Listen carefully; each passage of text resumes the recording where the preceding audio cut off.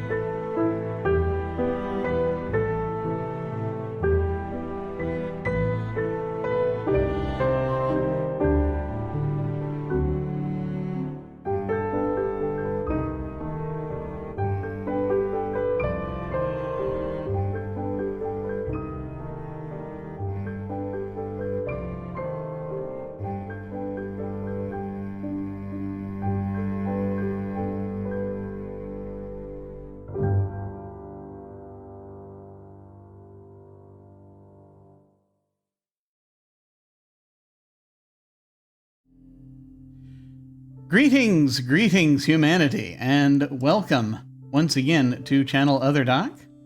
I am Jim, your friendly Lacuna GM.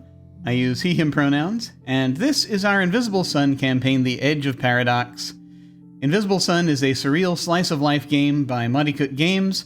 We are integrating the directed campaign, but most of this game happens spontaneously. But things are now in motion, and the end draws near. We're going to go around and say hi to everyone we have with us currently, for today, and we shall start once again with Djinnaya. Hello. You're muted. I'll try that again. My name is still Djinnaya. I still use she, her pronouns, and I still will be playing Shah Gamelan, an established gallant crafter who cages adversaries with the names of her family. Yay! Welcome back. Awesome. Wilde is unfortunately had gotten caught up in actual real life stuff. May be joining us a little bit later. So if you may be hopping in at some point, hopefully, we'll see. But in the meantime, let us head over to Arras. Hello. Hello, I'm Arras. My pronouns are she, they, and today I am playing Aroshka Rizik, aromatic empath apostate who converses with everything. And her pronouns are she, them. Excellent. And now let us head over to Anino. Hello. How's it going, everyone? My name is Anino. I use he, him pronouns, but my character, Mac the Husk, uses they, them pronouns. Mac is an established enthusiastic of the Order of the Ego Etica who provides a vessel for spirits. Excellent. Let's see.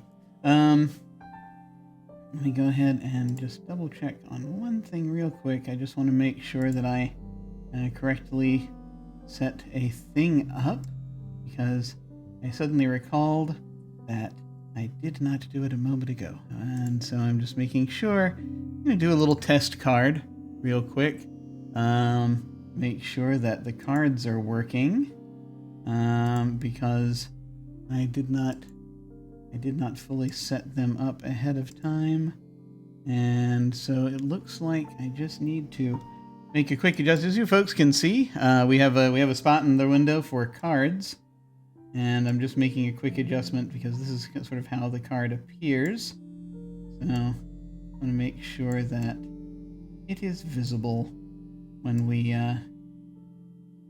do that. There we go. Okay. This incriminating skull is not in fact in play. It is just a test. No one panic. But in the meantime, let me go ahead and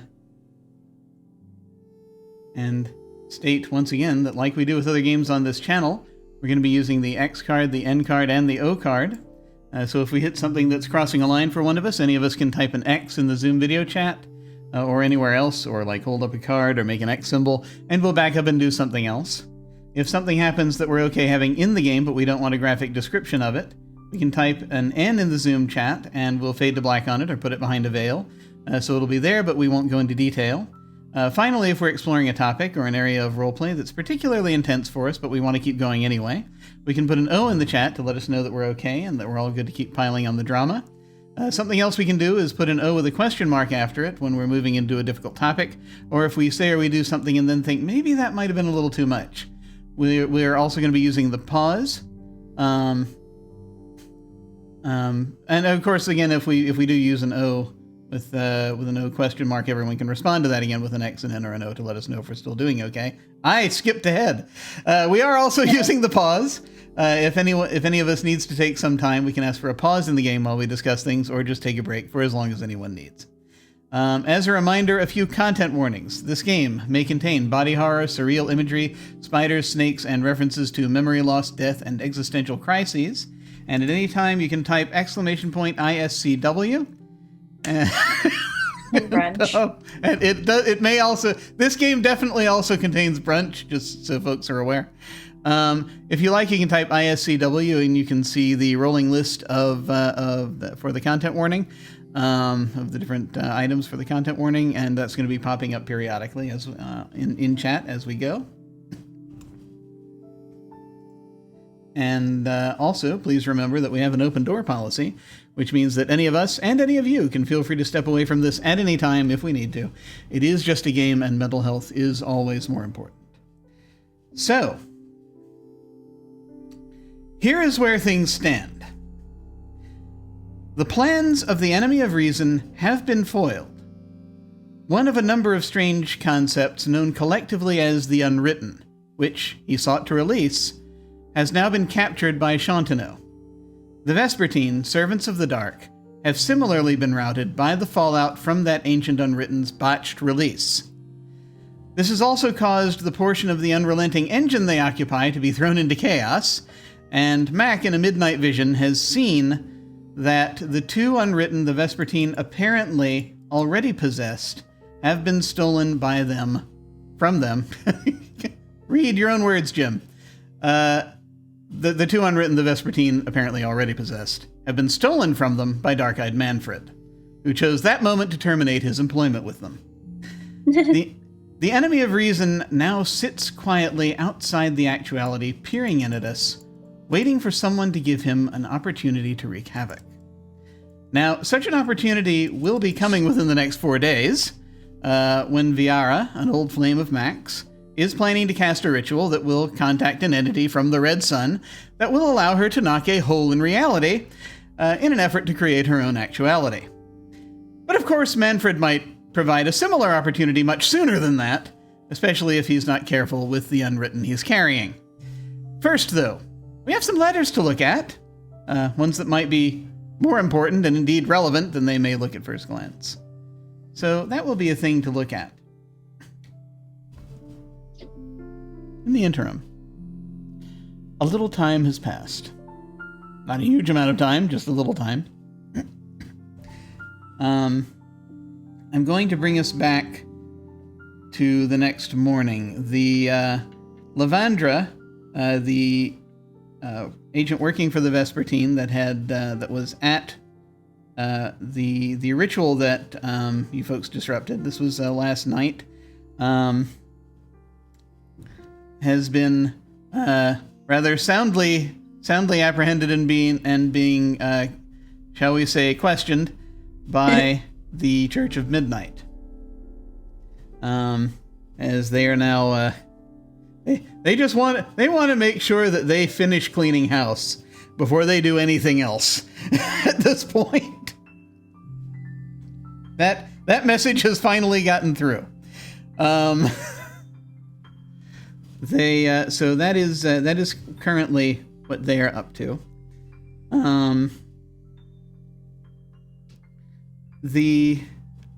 As far as we're aware,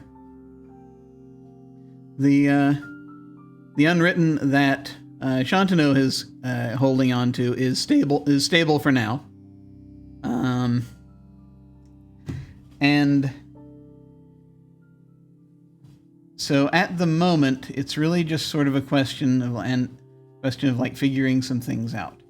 Now, I'm going to go around to folks a little bit and see what sorts of things they might want to dig into. Also, there's more information that's going to be provided to you folks, probably very soon, depending.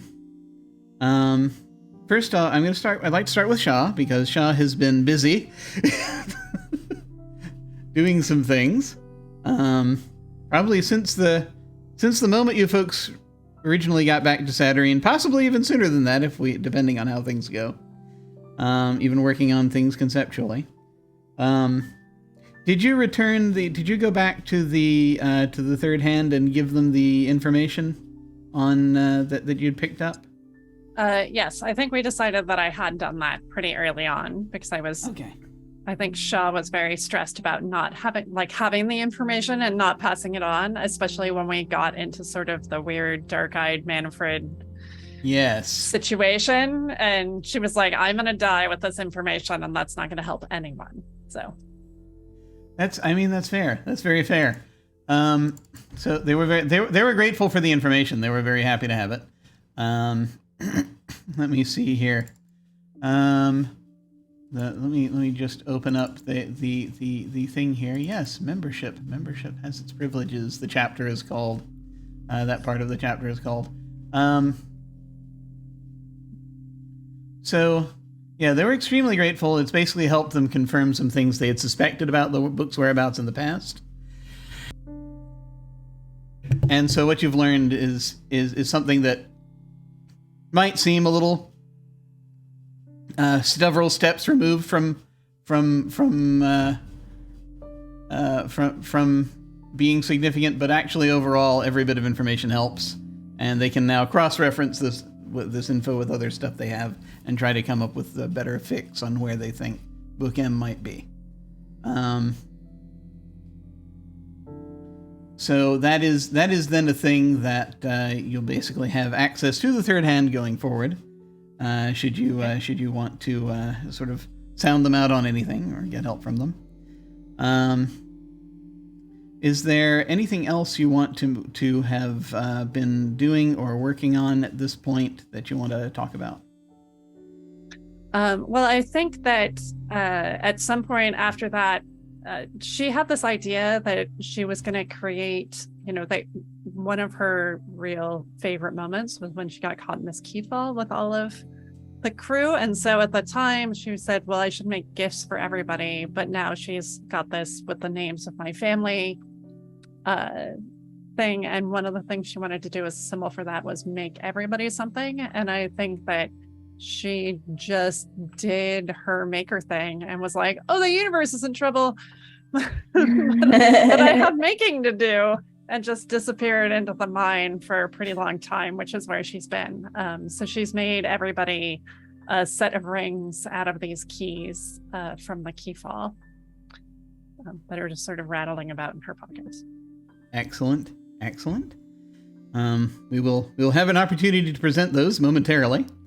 And was there anything else you wanted to touch on before I continue going around? I don't think so. Okay. I have several. Let's just sort of keep going.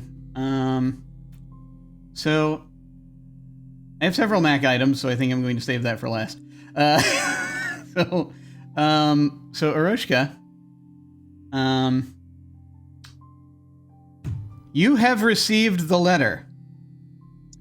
Yes, I need to refresh my brain on what the letter says. Where did it go? It's a physical letter that I have somewhere. You know what? My cat pulled a bunch of stuff off of here the other day, so I don't know if I'm gonna find it. Well, that's okay. I have it in a couple of different forms. But if you remember what it's about, are you going to Do you want to let the others in on it and get their help with it, or? Yes. Yeah. Okay. So that is a definite action item. Prior to doing that, is there anything else you want to make sure you've taken care of in the interim? Anything else you want to be doing or have done? I don't think so. Yeah, I don't think so. Okay. I'm going to tell you one thing. Okay. The address on the letter seems familiar. Mm-hmm. Like the address that it's from? Yes. Or the address that it's... well, I mean, yeah, it's also from... But yeah, the address that it references in the letter seems familiar. And there's something in the back of your mind is like, we needed a place to work. Is something in the back of your head.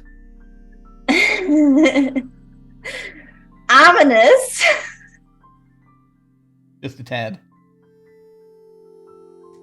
Especially when it comes to me. I'm sure it'll be fine.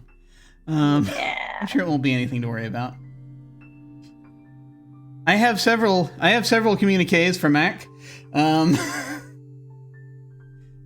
So notably, Mac has also received a letter, which actually he was already aware of. That's kind of a thing that's going to need to be looked into, perhaps, regarding her elegance from Her Elegance's people. Have you, Mac? Have you tried to respond to that at all? Yes, I believe the instructions were to send a acceptance or an RSVP through the news sphere. Yes, absolutely. So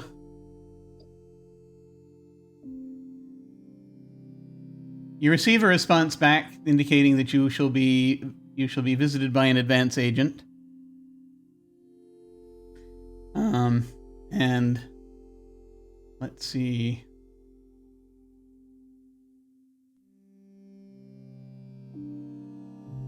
Yes. And so that's going to come to fruition in a little bit.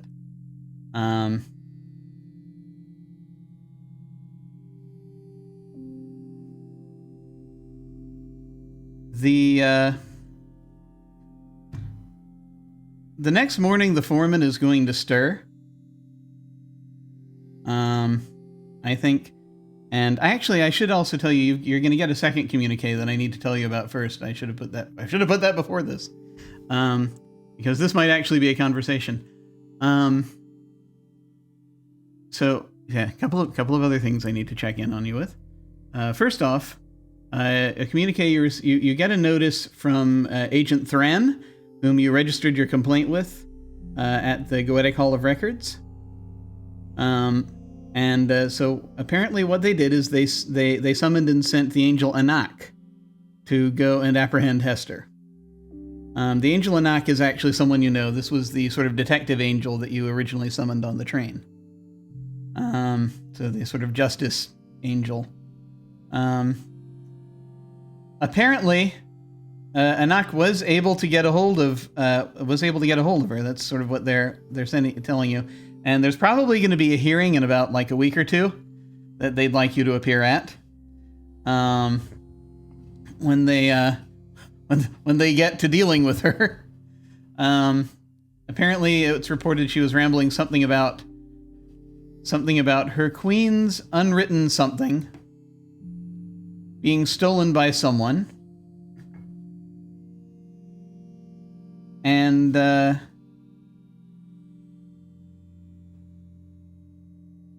you read further, and they say, yeah, they just sent you the report, right? And as you sort of look for it, says something about Hester was saying something about a man in a blue coat. A man in a blue coat. Yes. Wow. That is entirely helpful.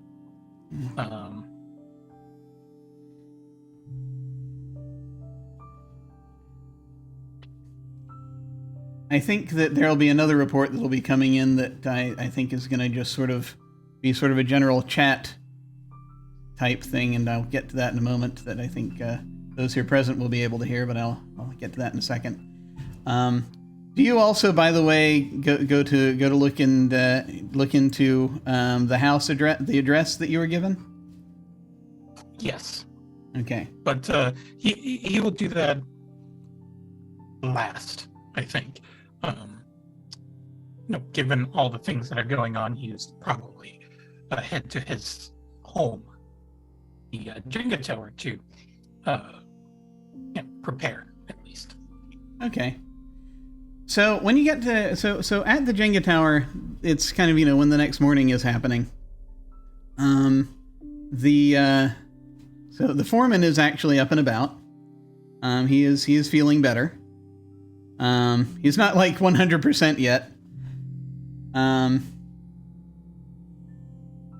But he will basically, just as he's looking around, he's like, whenever you get in, it's like, hey, or whenever you're around and you happen to see him, he's like, hey, I got a couple of questions for you. Oh, good, you're up. Yeah. Thanks for, thanks for helping me out, and also for helping me out with this. Why is there an aqueduct in the backyard? The back lot there? Aqueduct. Oh, yes, the aqueduct. He just glances at Sagan. Yeah. The aqueduct. Just, short-term plumbing solution. And, you know how it is. It's very difficult to get a plumber to come out for small jobs. Oh, yeah, that's true. Huh. I'd wondered why Mrs. Johnson hadn't said anything. In a little bit. That's good. Okay. Normally, she's the first person who says anything in the morning, so that's interesting. Okay, I'll have to take a closer look and see kind of how this one works, because I haven't heard any complaints, so something happened. I just thought we just thought that it wouldn't be such a big deal because, features add property values. That's true. That's very true. I hadn't really thought about that much because, Karen pesters me every now and then to do something, but this is like maybe this will shut her up too, for a little bit. I believe that the aqueduct has now flipped their positions, and that the properties that are bringing down the HOA are actually Karen's properties on the cul-de-sac. Oh, I like that. I like that a lot. Okay. All right. Oh, I do have another question here.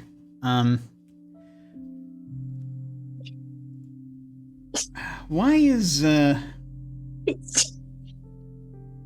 Gesundheit. Why is there a mnemonic vessel back in the tool shed? Yes, the mnemonic vessel. Funny story, and one that I would totally like to relate to you right now. But I'm kind of in a bit of an emergency. Okay, all right. No, that's fine. It's not a big deal. I just, I haven't messed with it because those things can be touchy sometimes. You don't want the wrong memories flooding into your brain, I haven't actually seen one quite like that in some time. But yeah. It is of Oroshka Bruzik's design, so you know how that works. Huh. Okay. All right. Yeah, and I know she probably doesn't even... Oh, so those are her memories. Yes. Amazing. And actually, it's funny because it looks kind of like Ganelon's work. Yeah, Shah Ganelon's work a little bit. Yeah. funny that Yeah. we haven't really quite figured out how everything sort of ties together. There have been a lot of revelations, as if someone was, speeding up the writing of the series because, the 2 seasons following the current one were not going to be renewed. So Strange that. how That's it weird. is. Yeah, it's just very wild. Time does feel like it's been moving a little faster lately. I don't know. I don't get it either. That's weird. Yeah, this whole rushing to oblivion thing. Speaking of, and if there really isn't anything else, I've got a little bit of a situation. You see, my personal nemesis, as well as my ex-girlfriend, totally unrelated, totally not seeing each other right now. But they both have designs on punching a hole into a sun in order to create their own actuality. And I'm kind of a petty person, and I would like to ruin both of those plans. Yeah, I see. That sounds kind of serious. Yes. Okay.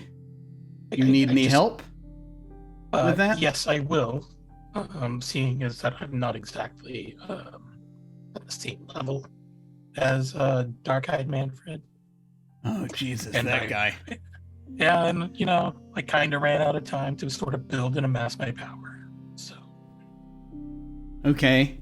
Well, I mean, I'll tell you, I'm not in any condition to like fight anybody right now, but I can try to help support in any way I can. okay, good. So I have no idea where to begin. All I right. think I need an equalizer. I've got this knife. He holds up the knife that Yeah. Shaw crafted for him. Yeah. But it's kind of a one-shot deal. I suppose I could summon a spirit or two. Yeah. Okay. All right. Yeah, the thing about that guy, I haven't had any direct dealings with that guy, but I hear things. He likes to try to turn people's stuff against them. He's got a lot of tricks up his sleeve from what I hear. I'll see if there's something I can put together that might help kind of balance the scales. Or if I have anything on hand. I mean, if I want to try to come up with something new, it's probably going to take too long. But I'll see if I got something on hand I can help make work for that purpose. Okay. And I mean, in the meantime, if you got any, just if there's anything in particular about him you want to make sure that that might help, then if you know something about him that might help as far as like how he does magic or anything like that, then yeah, basically anything tactical you want to let me know, then I'll see what I can do. So, Might have something. Quick question. How many wicked keys do we have? That's a great question. So so here's the thing. The initial distribution of the keys involved people deciding who gets what, and so I'm not 100% clear on that right now in the back of my head. But so there was a point at the beginning when people could give each other keys at the start. We had 2 key falls since then, and so everyone has. Most folks have had an opportunity to get at least 1 or 2. Some people might have 3. I think I have 3. Let me just double check.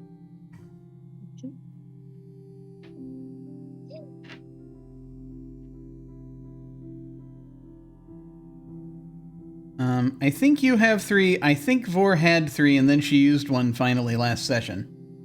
That's right. And yeah, I think Shah has at least 1, and Aroshka has 1 or 2. I think you have 2. Okay. I'm not sure how many Shantano has. So when the foreman's not looking, Mac is going to slip one of the wicked keys out of his pocket. And he's going to use it on himself.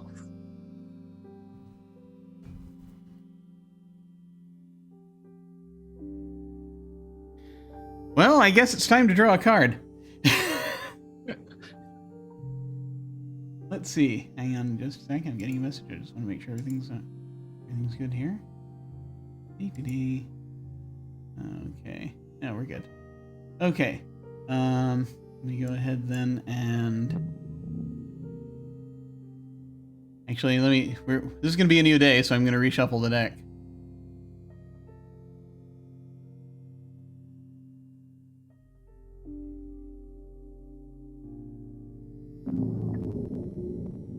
All right. So I feel as though, here's the thing. If you have a particular obstacle you're trying to overcome, this is when the keyhole generally will appear. It's not necessarily guaranteed that one is going to. It just sort of depends on how it goes. But I'm fascinated to find out how this might go. So if you would like to draw a card, we'll sort of see what's going to happen.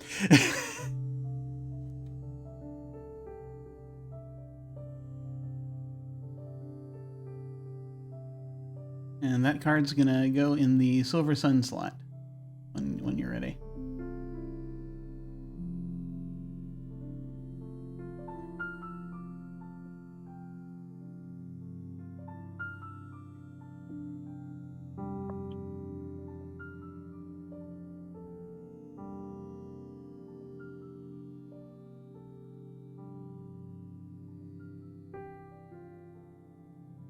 Ooh, I like this card. Okay. Okay. Let's see here. Oh, okay, you got the Monarch. Let me go ahead and pull up the Monarch here. Let's see.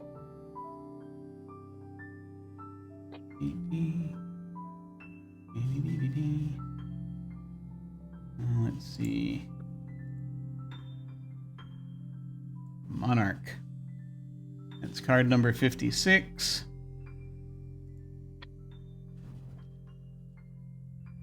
Let me open up its description here.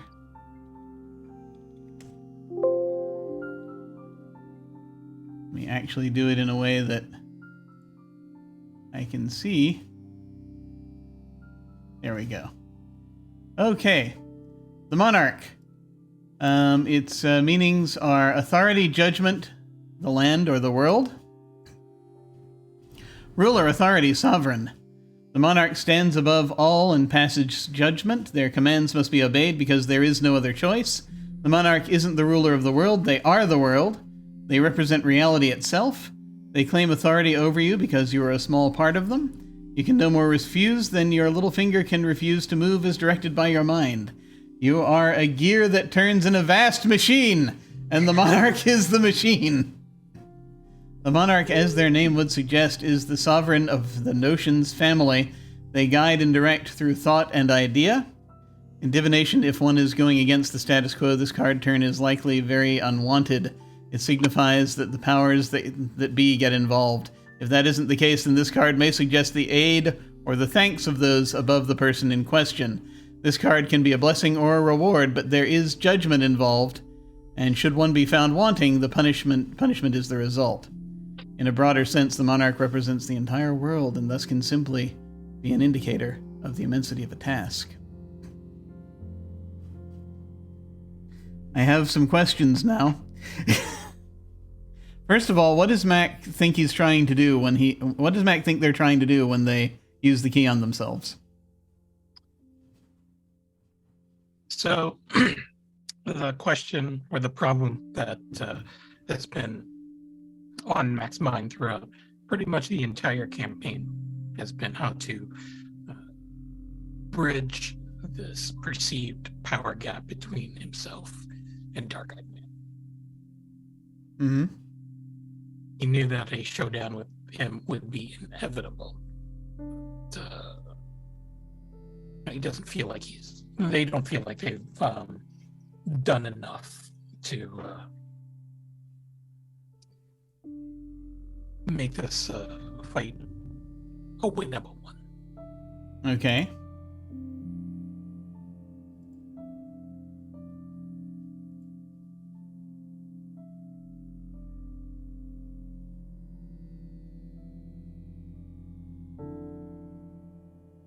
And so by trying to use the key on themselves, they think that it's...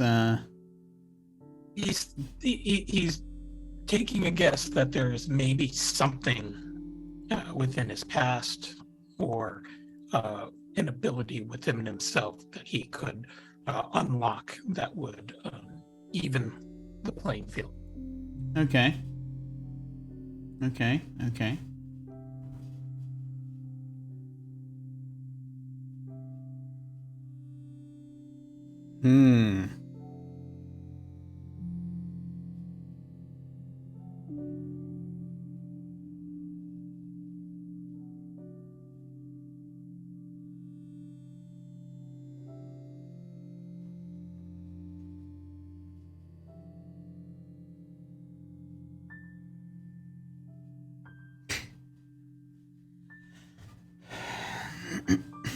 Okay, there are potentially a few options here. Notions is also your card, strangely. It's also your suit, as it happens. So that sort of will kind of help doubly on this occasion, as it were. So...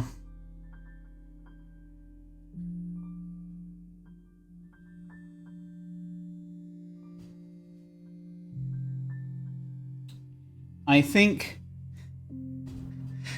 this is going to give you...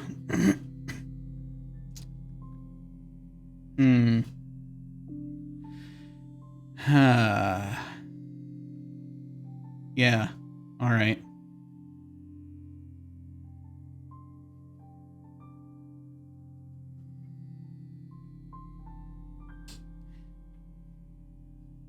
There are a couple of things. As you're doing this. We'll see if they are helpful or not. But,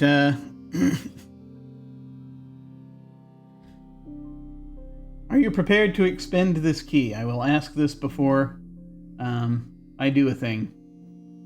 Will tell me the flavor of how I do it. Yes. Okay. You do find a lock. Sort of like, where do you try to put this key? Probably his chest. Okay. You're reminded of the last time you said no to someone. Actually, no. Scratch that, not the last time. You're reminded of a time before the war when you said no to someone very powerful. And...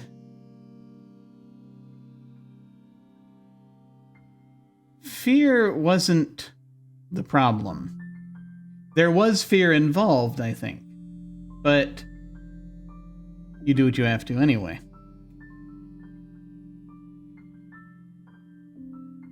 And let us interpret for a moment how this would go.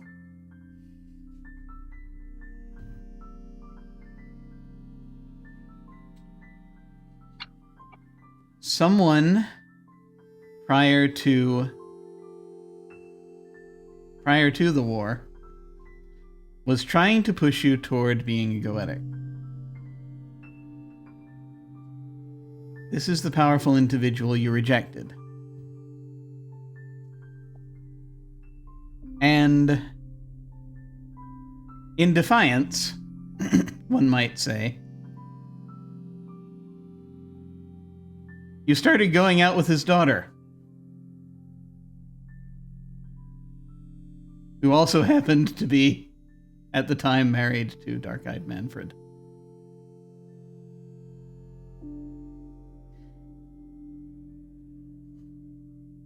This individual, not many people know a lot about this individual, Viara's father. He is known as Arethi. His name is Arethi, apparently. And a rumored title that sometimes people address him as is the Duke of Demons.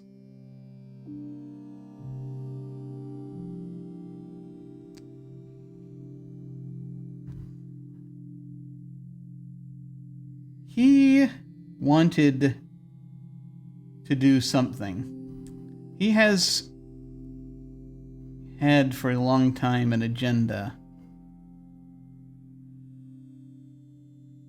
that involves the use of goetics, or at least those who can deal with and summon spirits, to kind of push out the market for creatures from the dark, creatures from the void. He is more in support, it seems, of creatures from the red.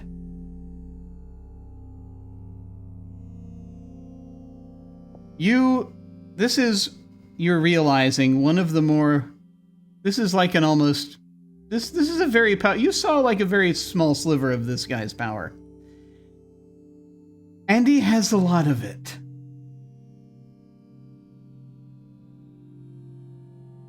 And he at one point offered you a kind of a Faustian bargain, as it were.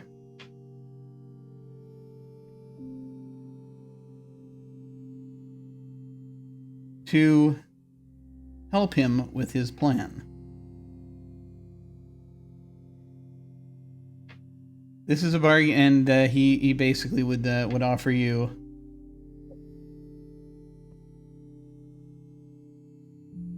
help, assistance of powerful demons, all manner of things. You rejected his offer. Now,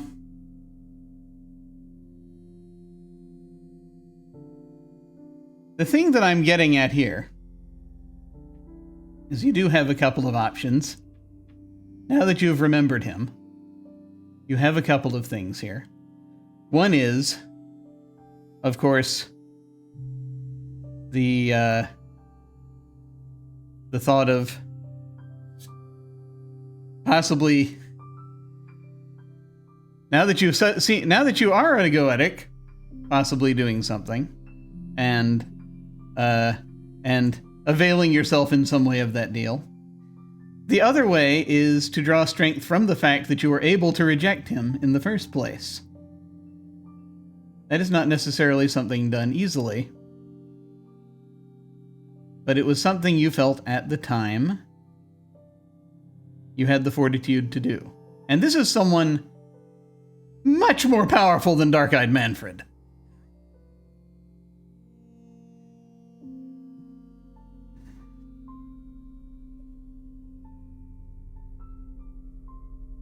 As far as, just finding the resources within yourself,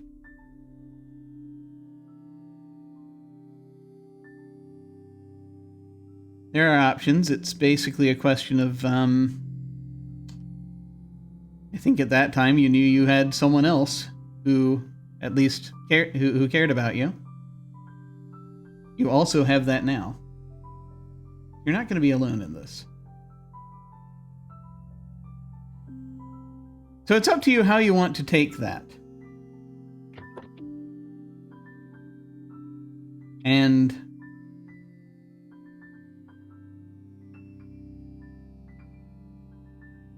either way,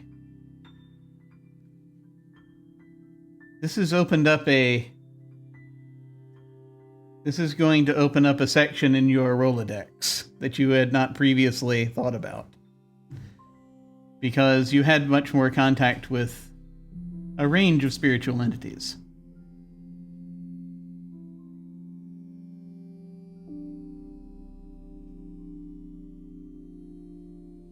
So there are ways.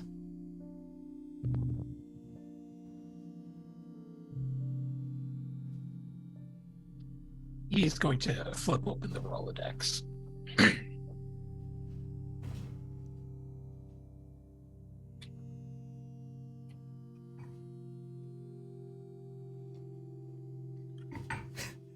Why? No, Jim, don't do it. Don't do it, Jim. I will tell you, you now know, also, by the way, the name of the individual that is Viara's friend, you think? You think you know who it is? It's a big demon, can knock holes in reality. The other demons are afraid of him. I don't know if you want to use that information, but that's just, you know, I can tell you about that if you decide you want that information.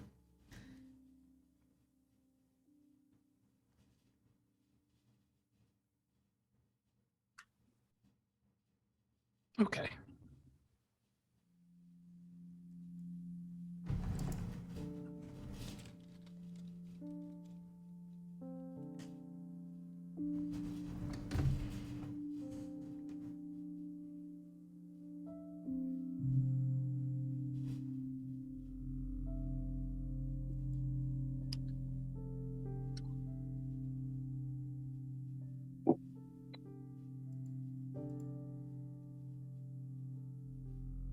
No, Sagan, I'm feeling rather defiant today. You mean more than usual? Yeah. Oh, okay. Mac is going to step out of the Jenga tower and walk to Karen's cul-de-sac. Okay.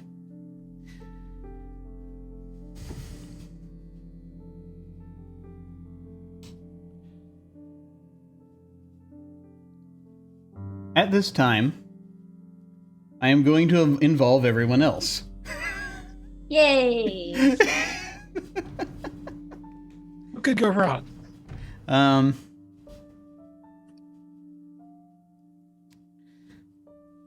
So, what I would like to know, for Shah and Aroshka, is if you decided you wanted to try to get together, and how that and how and where that might happen.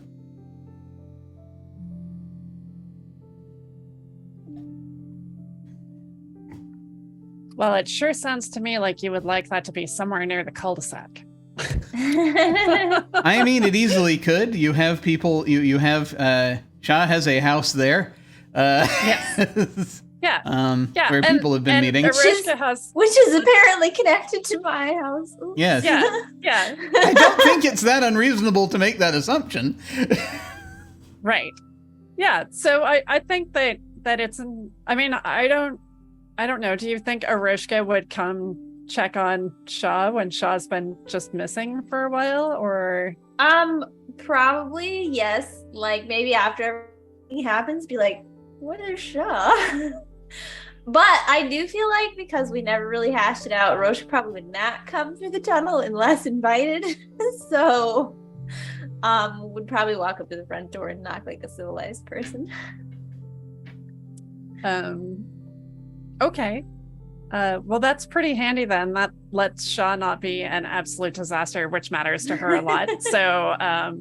So you probably hear like I think that, you know, you're at the top of the mine shaft, and you hear kind of echoing up through the elevator that's like, oh shit, god damn it, and like this shoving and like the sound of furniture being moved around, and there's like a small explosion and a little kind of puff of dust that comes up through the thing, and then the elevator comes up to greet you. I will get in the elevator. And when you come down, Shah is standing, and you can see there's like a closet, like a big wardrobe that's kind of like bowing out just a little bit, as the very, like, Shah hasn't been cleaning up her house, and so there's various little aspects of her dreams have been left everywhere, and they're all kind of trying to knock to get out of these closets, but she's standing there. Oh, Arushka, hello. Hi. Have you been? Oh, busy. I've been working. Well, that's good. That's good. Yes. What's been going on upstairs? Oh, so many things. You like brief rundown, and it's typical Aroshka style. Like, yeah, we did this, and you're like, it's like saying absolutely wild things with a pleasant smile and a straight Right, face. right. Like, it's totally normal. And they interrupted a ceremony in a graveyard last night. Yeah, and be like, yeah, and then Shantano just contained the unwritten, which is also like wildly impossible thing. Just like, yeah, totally. It was great. Everything's handled. Oh, well, I'm glad to hear everything's so under control. I'm sorry I wasn't there, but clearly I was not needed. Arushka, do you tell Shah how it is that Shantano did the containment? If I understand it, then yes. I mean, do you tell Shah that they used a pen? I guess basically is the only question. All right, Shah. You actually remember the pen that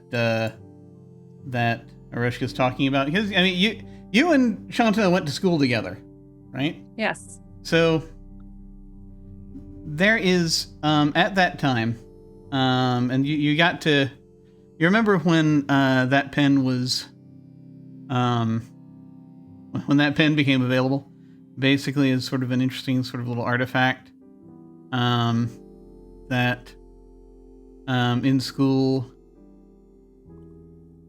you had kind of worked on, touched up a little bit. It stores it stores information. You can store notions of a type. It can store memories if need be, you think, depending on how it goes.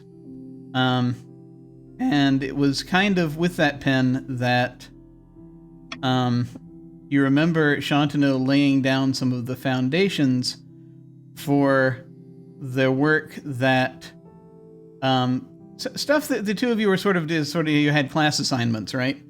But that you saw that sort of Shantano was then working on the idea of sort of a model of the soul. And there was a little bit of back and forth, but part of that was, I think, how you came about, how you ended up with the Harulation spell. The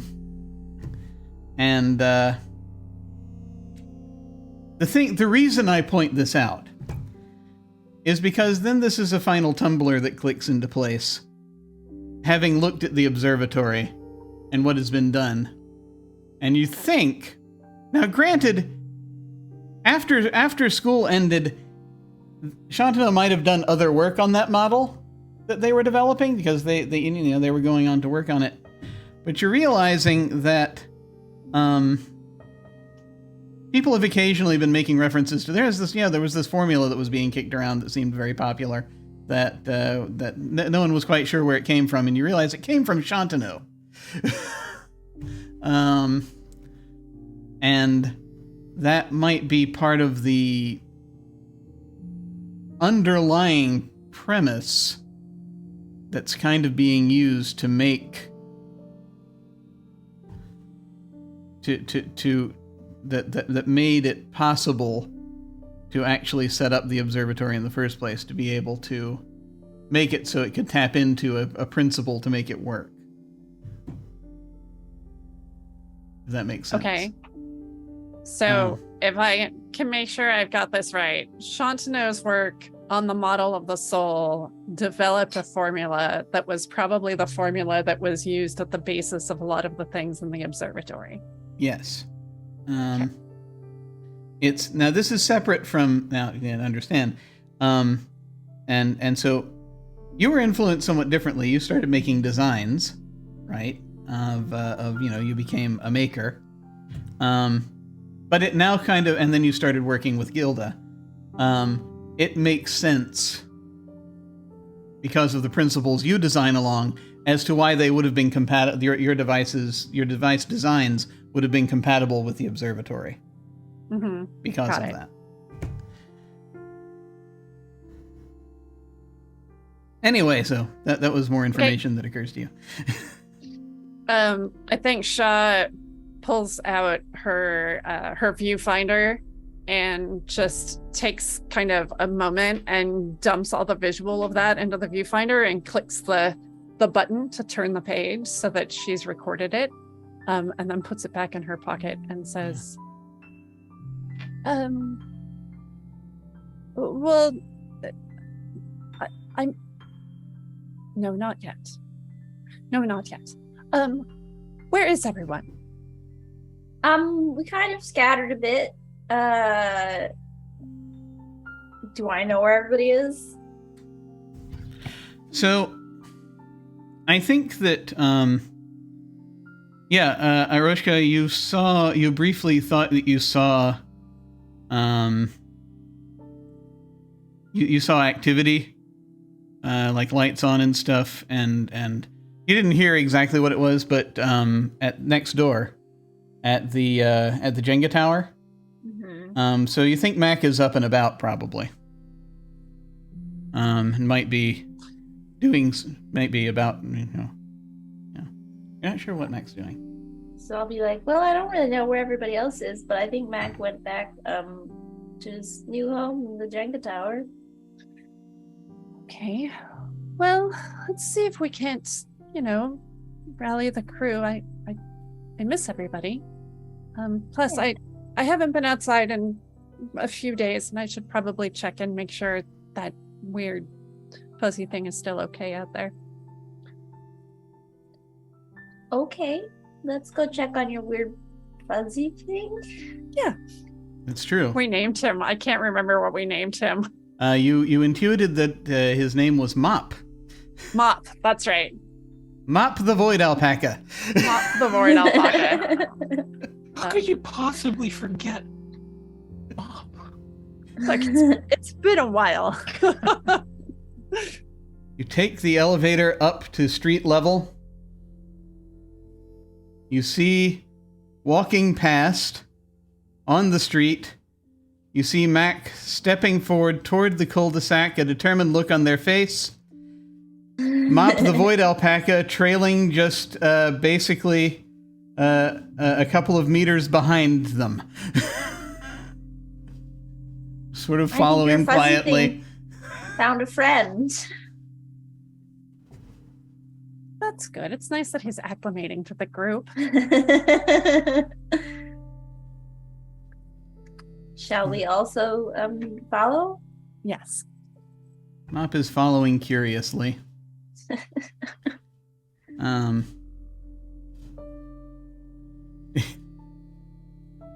Though, once you...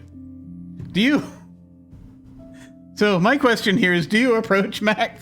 Or do you just sort of watch Mac and follow Mac? I think we might have kind of like one of those moments where we go, oh, there's a thing happening, because Mac's walking with like purpose, right? Best Right? follow. Like, Yes, and not to brunch. and not to brunch. So like something is clearly amiss. And so there's this moment of, I don't want to intrude on your moment, like, but there's a moment happening. Maybe we should just kind of like watch where he's going, or maybe I like the idea, if it's okay, that Aroshka and I just kind of come up and flank you on either side and are like, hey, what's up? Oh, hey. We I'm brought you just this about to- fuzzy thing.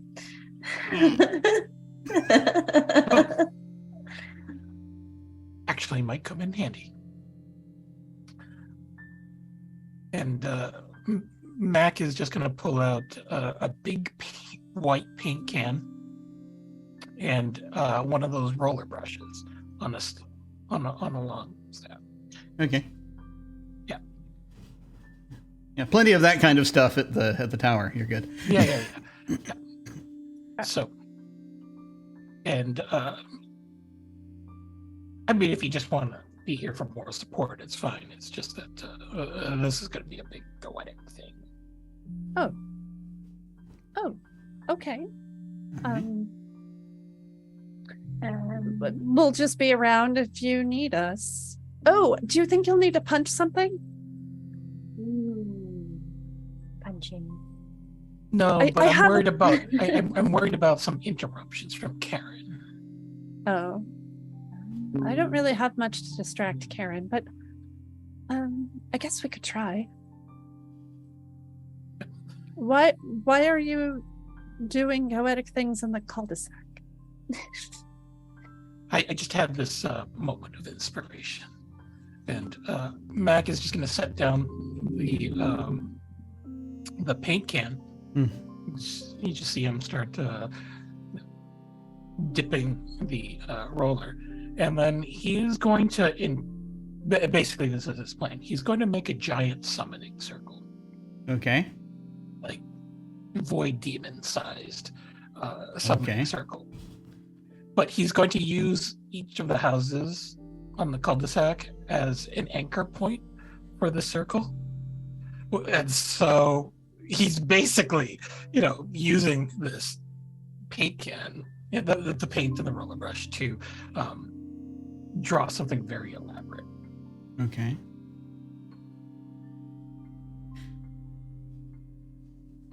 So you are doing this. You're basically starting this drawing. And I think at present, there is a meeting going on. Not necessarily. Let's see.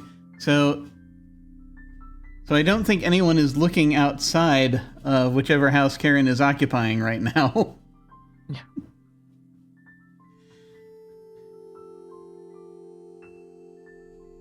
So you're going to be able to complete this very large circle.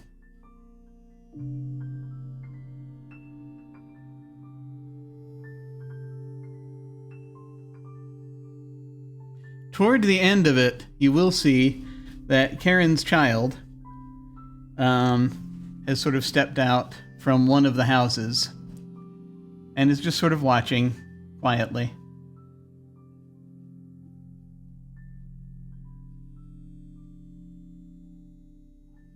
Did we? It was there are 2 kids. Karen has one child. That child has a friend who sometimes shows up. Okay. That child's friend lives in Silver Hill, though.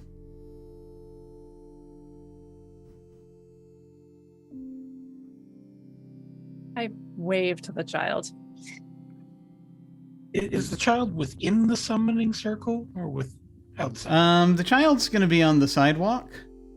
So depends on how far the summoning circle is going to extend. Are you just putting it in the Well, on you the see, he drew pavement, or are you drawing lines. Mhm. He drew lines to basically connect the houses to the summoning circle. So yeah, he's going to be like on. I think. Well, they're going to be on the on like the sidewalk or the lawn, kind of. So I don't think they're not going to be standing on any lines in particular. They're giving you enough of a berth to see what you're doing, and they're just watching curiously. They're not. They don't know what's going on. Okay. Well, Mac is going to step outside of the circle, which basically means he's going to be like on the edge of the cul-de-sac, looking in, and he's just going to gesture at the kids. Do you want to play with this paintbrush? The child looks back at the house for a moment, and looks back at you. Looks back at the house for a moment. Looks back at you. Thinks for a moment. And will nod. Okay, yeah. He's just going to usher him forward. They step forward. Yeah, listen, I've got some sidewalk chalk here and some paint. So why don't you draw something really nice that I think your mom will really enjoy, like right here. Oh, okay. And so they take the chalk and some of the paint, and they will go to the sidewalk and they will start drawing. So, once everyone's clear, this goes. Well, hopefully this will disrupt something that we don't want going on. He just flips open the Rolodex and he attempts to summon Vera's friend. Okay. Let me pull open my NPC list, or my list of demons. Oh, that's right. I just put them all under red. They're all citizens of the red.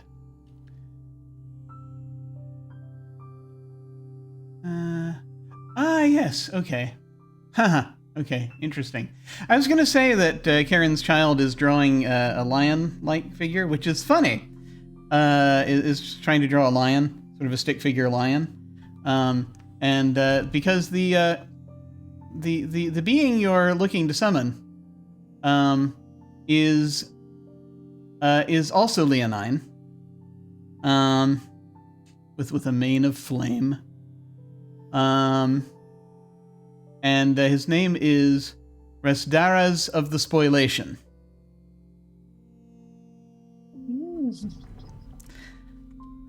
Now let me go ahead and open up their entry.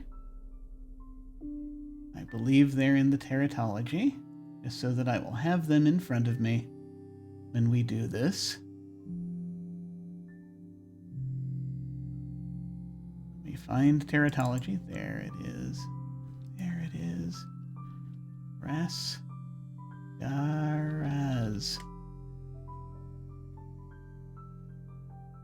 No, I actually wrote down the page number, and yet I did a search.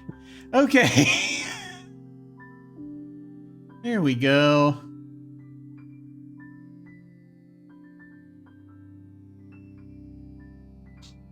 So,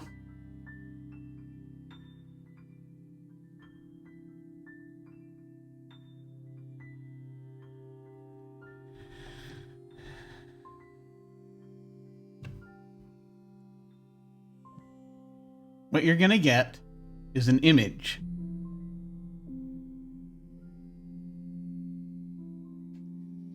Because you're going to get an image in your mind, at least, of this being as you're trying to summon them.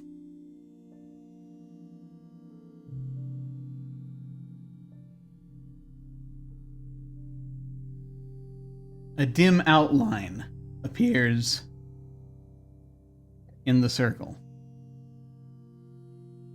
Let's see. It's 11 feet tall.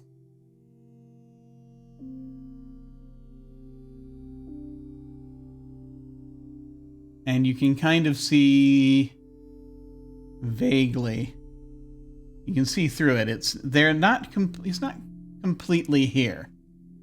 11 feet tall, red scarred flesh covered in bands of steel, leonine face with a mane surrounding flame, feet ending in hooves.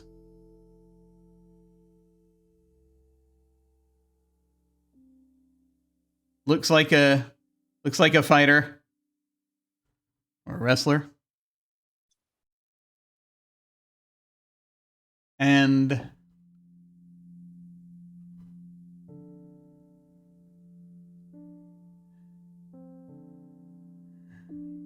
there is a bit of a remoteness, because you're remembering something as you do this. And that is that this being does not enjoy being summoned. Shocker. I know, right? But so they haven't stepped through completely. Do you want to try to complete it as a summons, or do you just want to communicate with them? We'll be polite.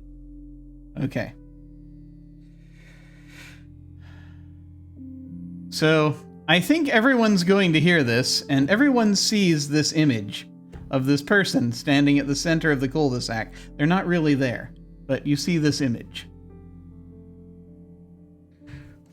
As this flash of fire appears.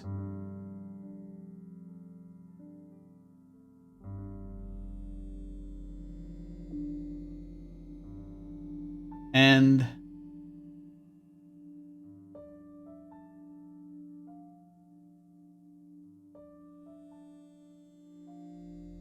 who taps?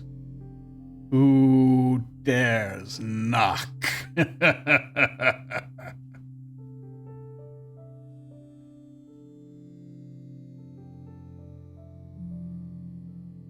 That would be me. And boldly, Mac is going to show his two thumbs and gesture at himself. Turns. You! I have seen you before. It has been some time. This voice booming out, ringing out.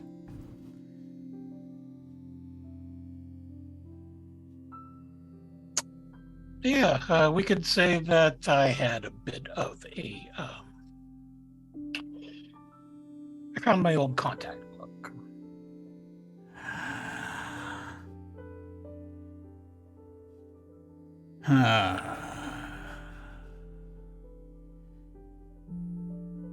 Why are we speaking now? So, I have a bit of a concern that, well, you may be able to shed a little bit of insight on, because you see, there are two folks that we are probably both well acquainted with that seem to want to punch a hole in the actuality to form their own actuality, and, well, quite frankly, I don't believe they should be entrusted with their own actualities. Ah.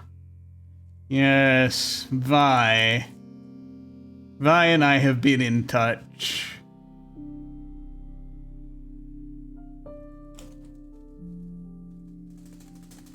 And this concerns me as an avid brunch enthusiast.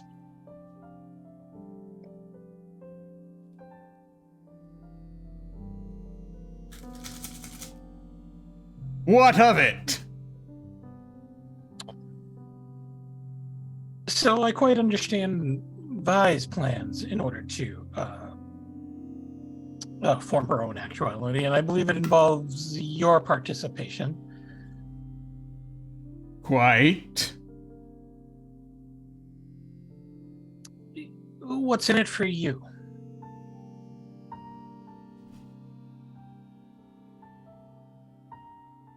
I am bound by my fellows in the red.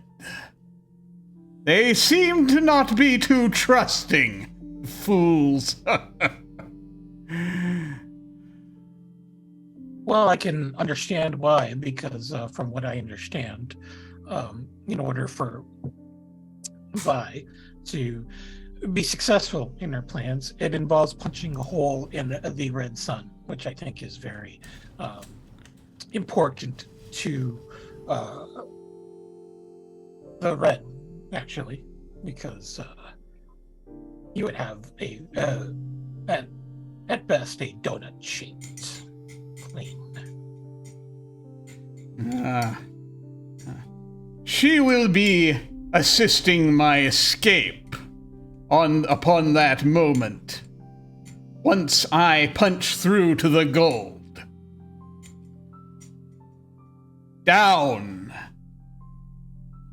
Dayside tonight.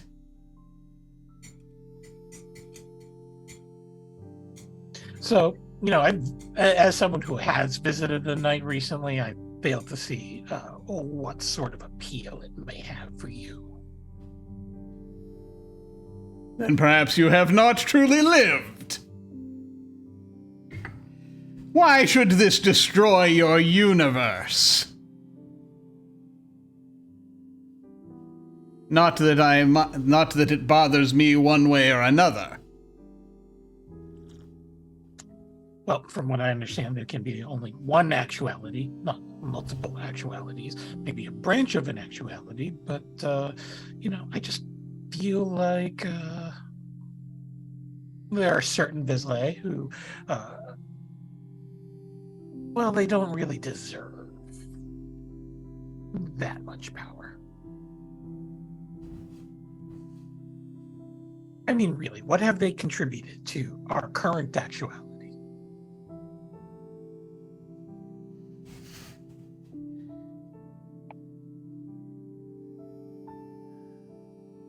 They have made it a cage. Many in this actuality. It would bother me not one bit were it to fall apart around them. Vi is one of the first who sees that and understands.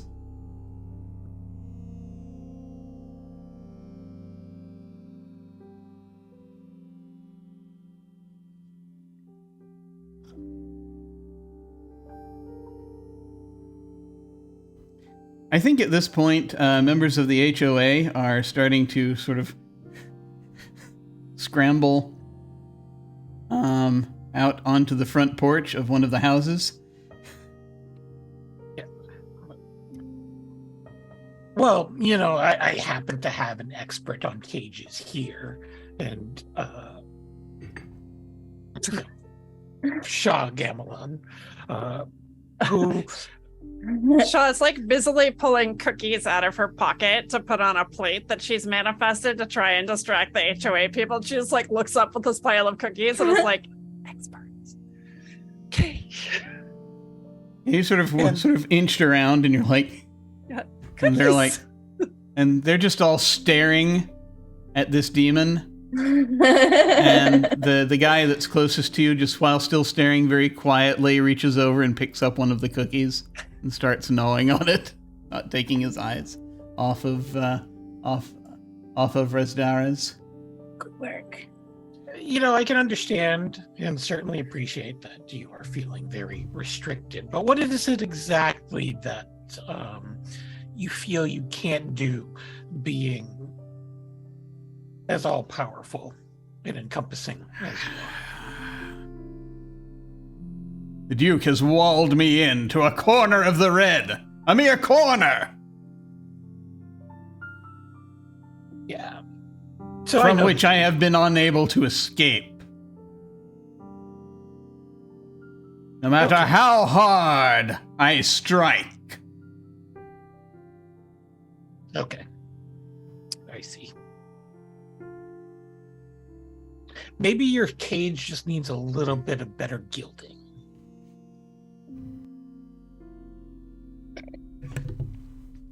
And I could personally vouch for Shaw's interior design.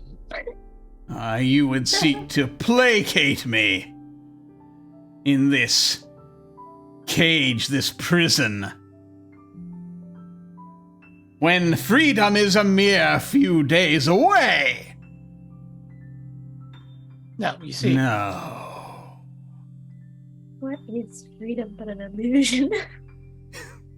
What exactly? Yeah, I mean, let's take a look at Aroshka here for a moment. She thought that she would be free if she had lost all of her memories. Terrible idea. It was a terrible idea. Now, here's the thing is that,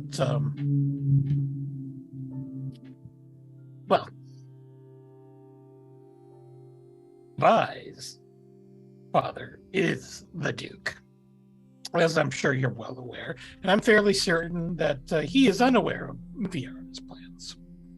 So, speaking from experience, there are very few people who can say no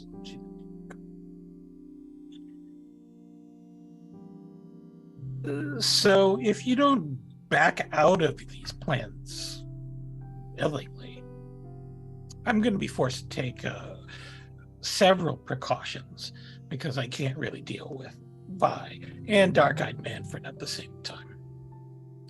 So here's the thing. Either you back out and refuse to comply with Vi's plans, or I tell the Duke, and then the Duke will interrupt Vi's plans by destroying you.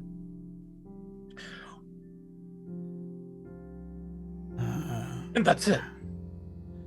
I think at this point, I think a roll is called for. So, Rasdaraz, I guess, I know, Rasdaraz of the Spoilation is level 10. Let me see. Does he have anything conversational? I don't think he does. He just has really big fists. Sadly, he's not actually here. And is not actually physically here, which is also a blessing in many ways. Though that doesn't seem to comfort the homeowners association at all. So yeah, no, this is just straight against a 10. We're the best neighbors ever. And so what would you like to throw at this?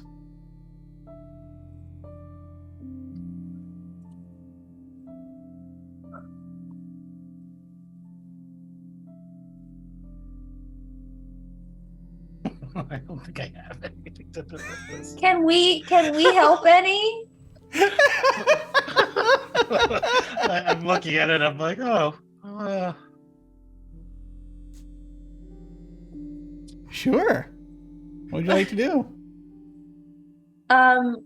Well, I have either understanding people's motives or persuasion. Can I say something to the demon? Yeah, sure. Sure. Let's talk to the demon some more.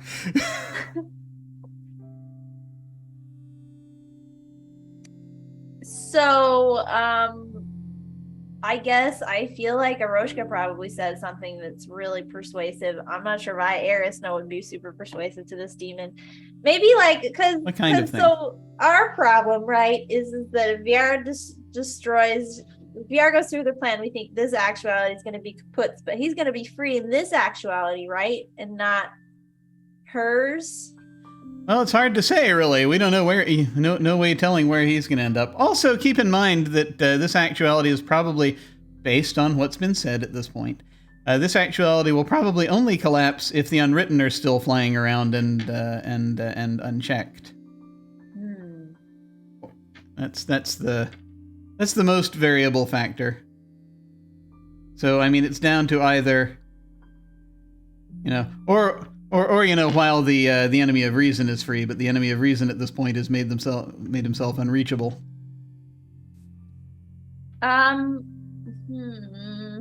So I mean, it's gonna cause a problem with destroying reality, barring you doing something to take care of the unwritten. Okay, this is useful information, but it did not necessarily help me come up with something persuasive to say to this demon. I mean, there is a lot of uncertainty there. It's hard to know where the demon's gonna end up. It might destroy. Yeah. Maybe I try to convince the demon specifically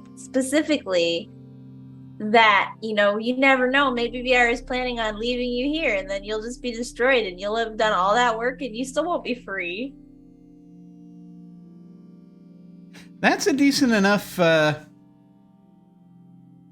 a decent enough argument to try to throw in there. Do you have anything? Do you have any social thingies? I have persuasion and understanding people's motive and charm. These are good things. I do have Spirit of the Orator. Which, you do? I will use at this time to grant 3 enhancements to my interaction. Excellent. Pool. So that basically give you 3 more dice when you roll. So that'll help.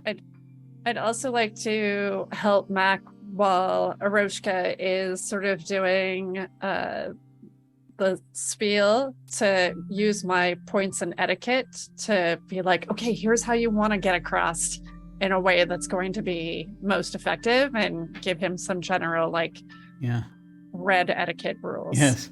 This is interesting also because you're talking about the red legal Not system. quite sure what that looks like.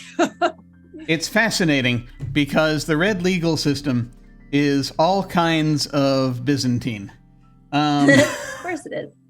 And so it's a thing where, yeah, this is somebody who apparently has been declared. This is like, it's the sort of advice the sort of thing where it's like, yes, this is an inmate's rights thing, basically, is what it kind of comes down to. In when it comes to that, and there's absolutely no guarantee that this demon is not going to also be destroyed when this happens. But yes, absolutely. So how many points of etiquette? I have 2. 2, okay. And then for Aroshka, so that brings it down initially to 8. Let's talk more. For Aroshka, what your skills that you're using again, or your abilities? What are we talking about again? Options. I don't know which one would be the most applicable. They're all level 1, so it would just be one. Okay. Is I have charm, persuasion, and understanding people's motives. I think in this case, I think either charm or persuasion are the more likely, because your understanding of the motives of these beings is something that I think even Pastor Aroshka barely had a had a handle on. She didn't. I don't think she dealt much with demons. Aside from capturing a void demon. One that I. Yeah. The one that I had. Because the void demon was in your way. How dare it? Yeah. It was. I mean, it was. To be fair, I mean, it was threatening. They were threatening. They were threatening Isabel.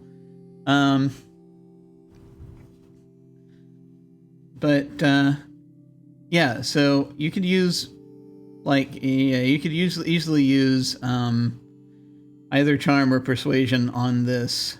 I think, because you did come up with where you lean into how good the argument is, or how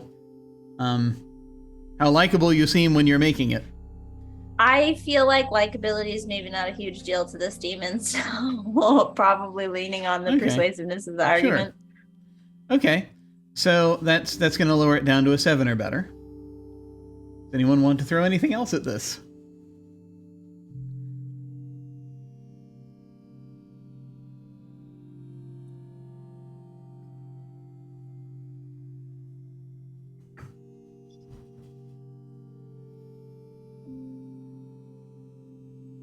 Everyone will see that an orator spirit has appeared under Mac's glass dome. All right, go ahead. Looks like a very skilled negotiator, sure. Yeah. So, now that I have 3 enhancements to interaction, that means I have 6. Well, I can only use 1, correct?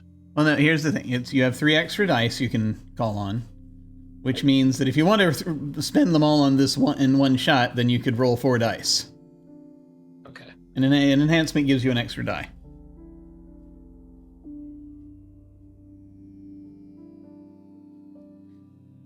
And so it would just give you more chances to hit a 7.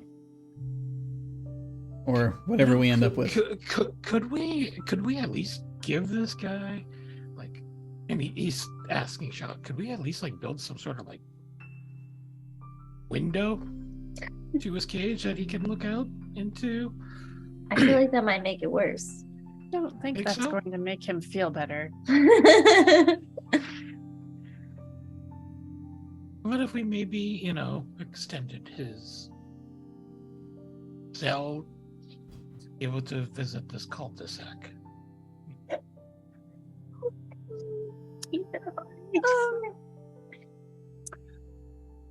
I do want to invite this very, very, very nice gentleman who punches holes in the universe to right next to my home, if that's okay. I understand that he needs a little bit more real estate, but I'm not sure there is, have you ever met one of those people for whom there is no enough? I have a feeling that this might be one of those situations. We could, I mean, I don't know what his cage is made of, so that's sort of hard, but I suppose there are illusions that could be made with enough power and enough study time. We could make it so that it looked like it went on forever. But I don't know exactly what the Duke did to do the deal. Yeah. Fairly certain that the Duke probably had his reasons. Right. Okay, so I guess we're just gonna have to play the heavy hand here. He's just gonna peek up and see what Karen's reaction is to all of this. Karen has not emerged from her house. The rest of the HOA, a good portion of the HOA has emerged from the house, but you sense that they're just sort of like trying, there's some sort of like whispering back and forth. Or she's still inside. All right. Where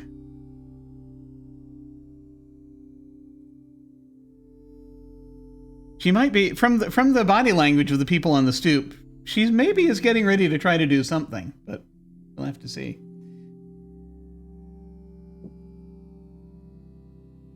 Yeah, okay. I don't think I have anything else here.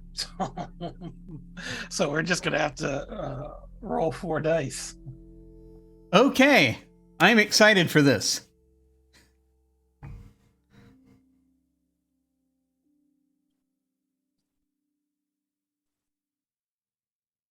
Okay, on 2 of the dice, you have succeeded.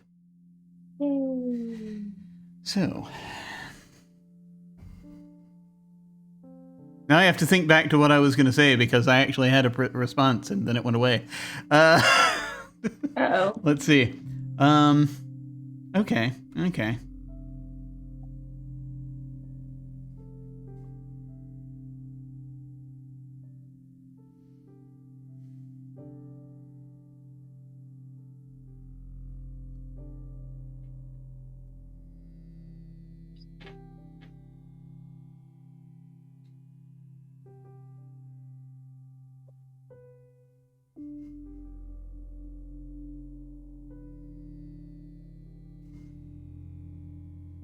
So, the demon considers what you are saying.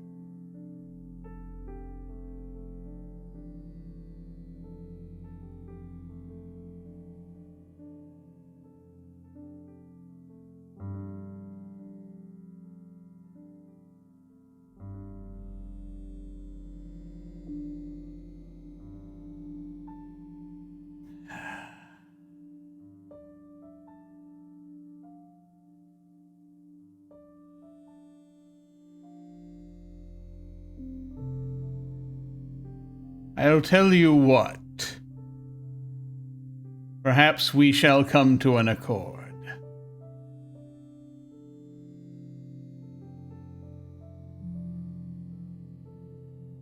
As the dissolution of this actuality might prove something of at least a minor inconvenience to me.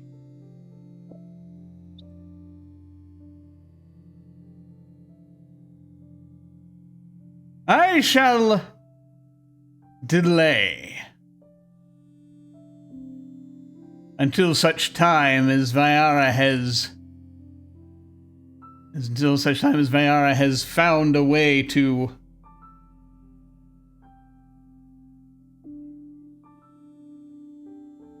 complete her plan.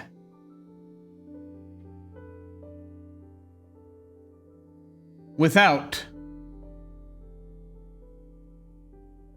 the dissolution of this actuality happening. If you promise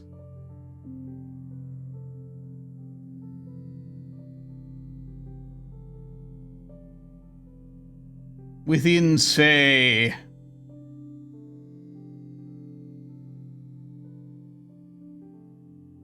the next fortnight,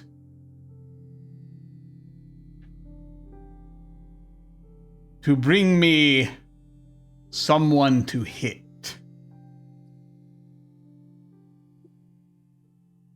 I have just the perfect candidate for this. But I do wish to negotiate further, because another complication to this issue is that there is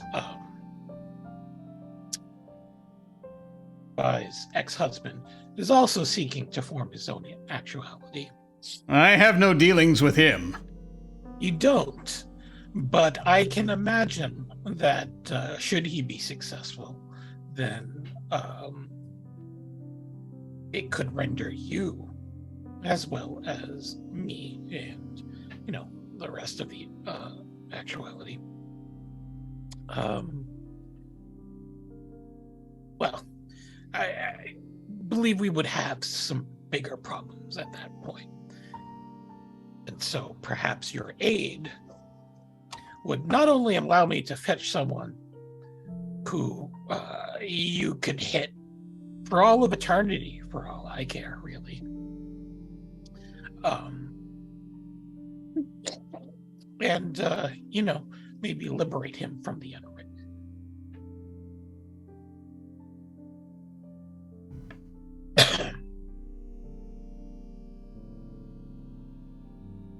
What are you requesting? I just need some sort of equalizer in order for me to, possibly negate him and, gift wrap him and send him over to you.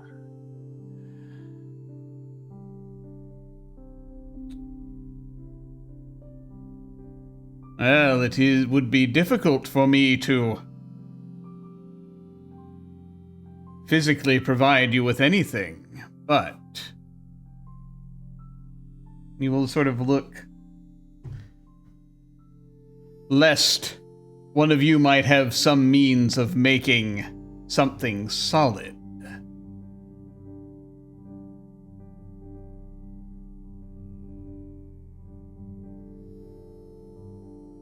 I mean, I've got both the Saturn's finest maker of weapons of mass destruction here, and I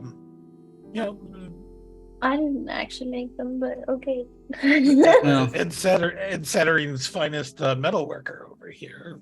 So I'm sure we can arrange something. Yeah. Well, I will say to Arushka and Shah, it would be possible to do some kind of a co-locational thing, maybe. It sort of depends. Although, wait, no, there's another solution. Involve drawing a card. No, I have it. Oh, okay.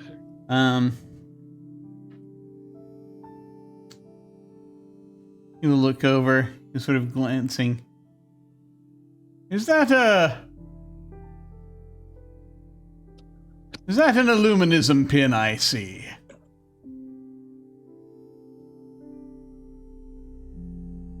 Yes.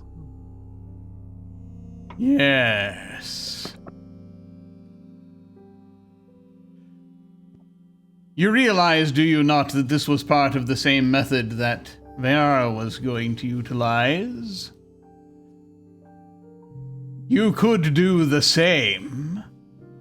I would grant you a single strike.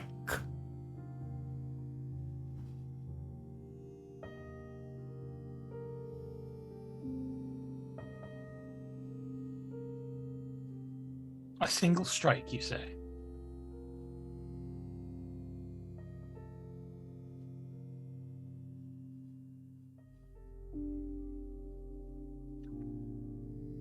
If you can assure me, again promise, that you shall bring me something to hit. within a fortnight.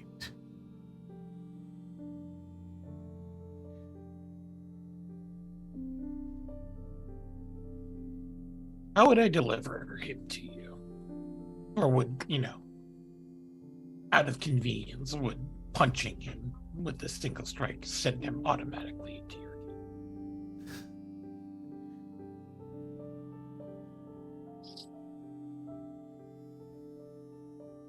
I would tell...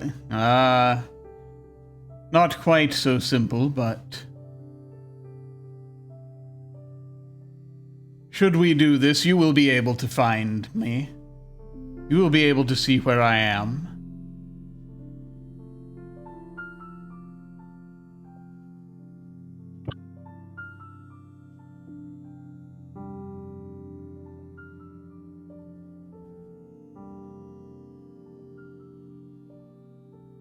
Depends really as far as transporting someone else. Well, there may be ways, there may be rituals. I could not grab hold of his physical essence, but I could perhaps grab hold of the rest. We'll workshop it. Right, to get my hands upon him but once.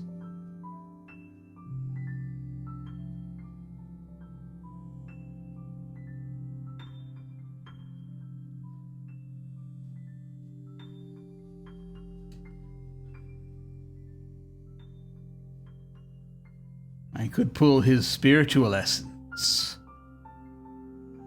That I could do. You know what? We'll workshop it.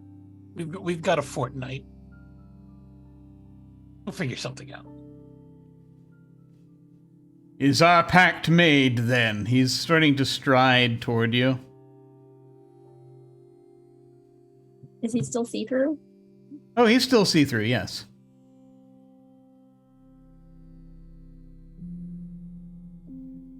It's done. It is done. You will know what to do. And then there's another flash of fire, and the leaving nothing but scorched pavement where he stood.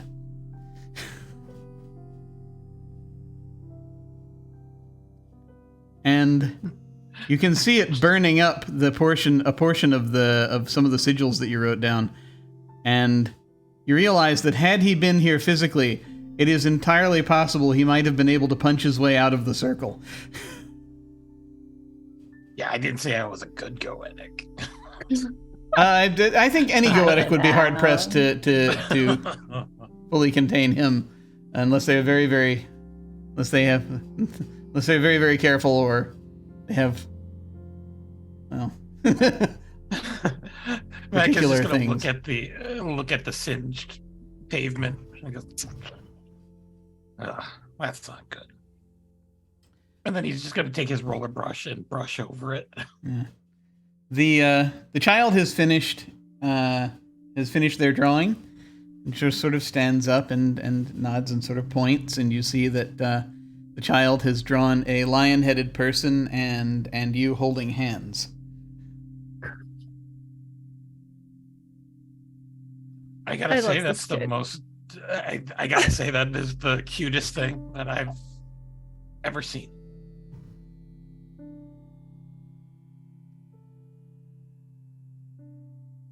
You see the HOA people are frozen for a moment, and then they just sort of start looking and sort of like, but true to being an HOA, they're not going to confront you directly about it. Instead, they're going to send you a letter.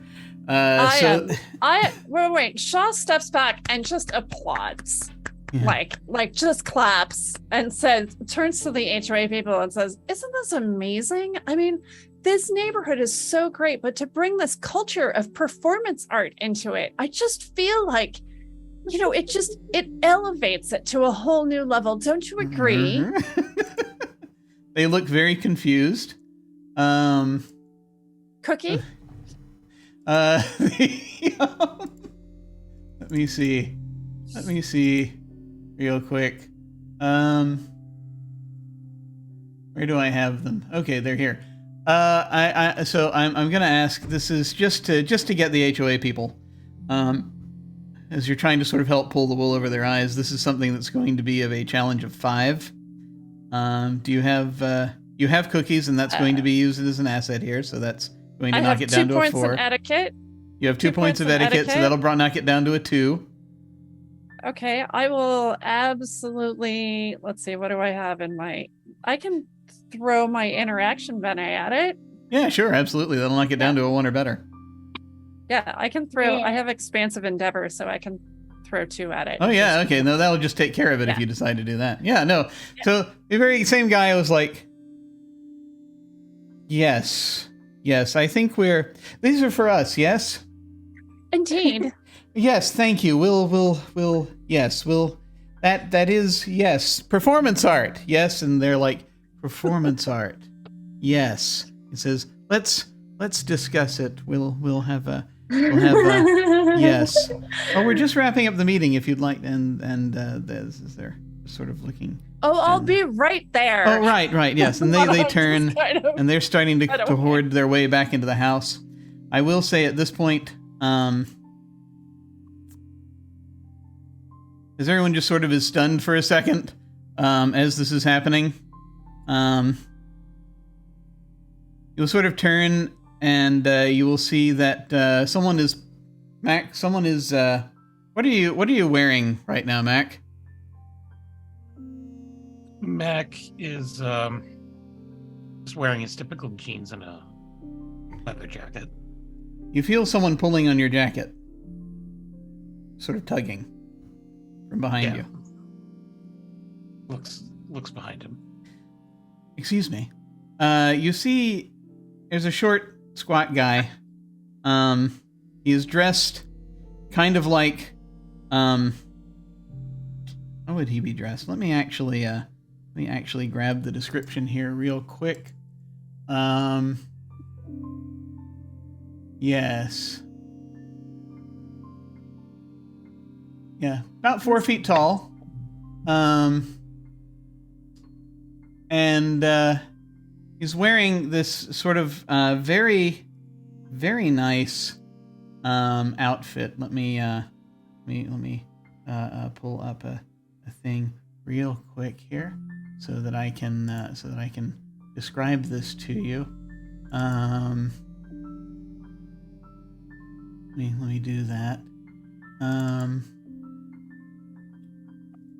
If I can possibly pull that up. Yeah. He's wearing it's weird. It looks almost sort of like, I would say, sort of a 17th century footman-like, but with kind of a sash also added, sort of a sash with sort of pins on it, some sort of sash of office. About 4 feet tall. So he has the sort of the neck ruff and these sort of golden trimming on this sort of 1700s coat, long coat. About 4 feet tall. His head is an eyeball, and he is speaking. Everyone can hear him psychically.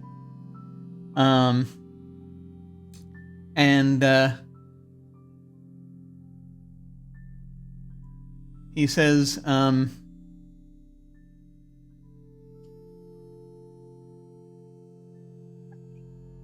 Her Elegance requests that you come to speak to her tonight.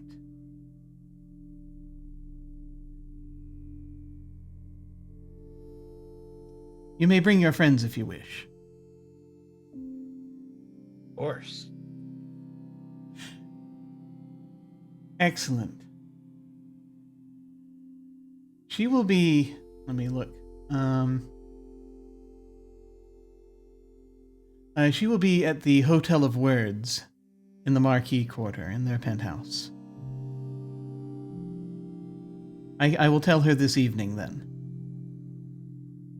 Will there be other guests there?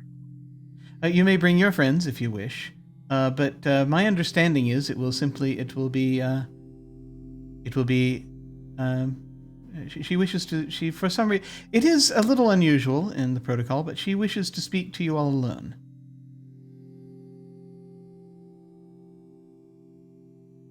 Well, that should not be a problem. Zero dress code.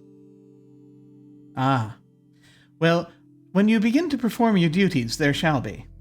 That is something that we can, of course, discuss. We will be providing you with a certain degree of a certain amount of. We will be providing you with a budget, which you may utilize to appropriately dress yourself.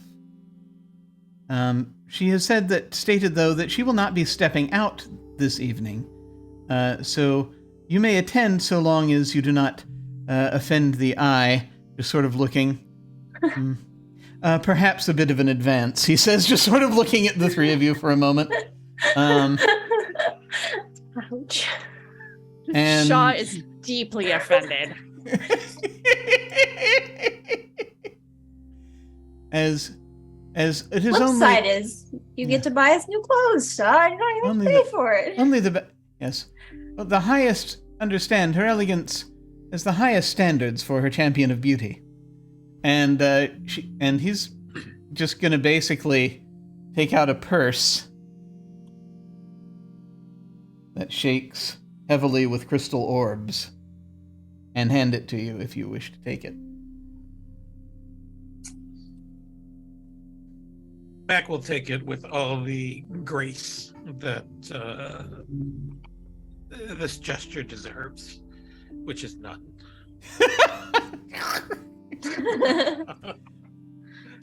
Yeah. Huh. Now, there will perhaps be some instruction we shall need to take care of, but that, no worries, we'll get to it in the coming days. But yes, but then this evening then. Just sort of will nod, and he'll step back and kind of fade away.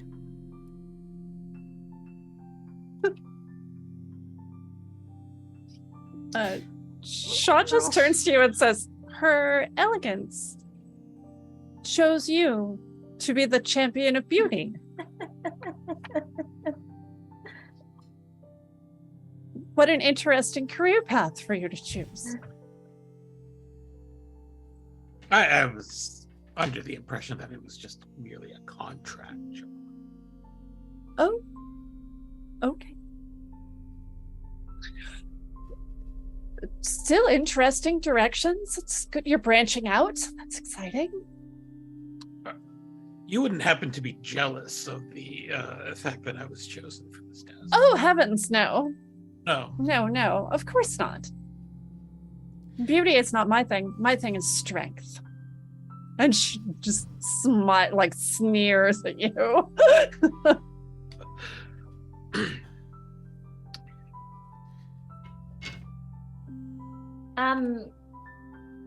Did that guy say we had to buy new clothes? Yes. We have to dress appropriately.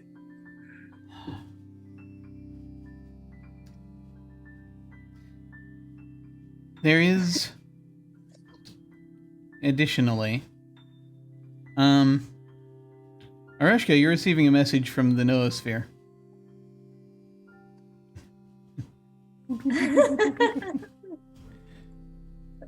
This message is coming.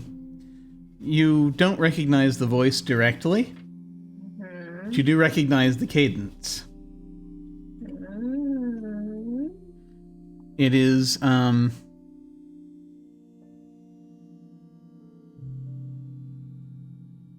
it says, so it sounds like an older woman. Saying to you,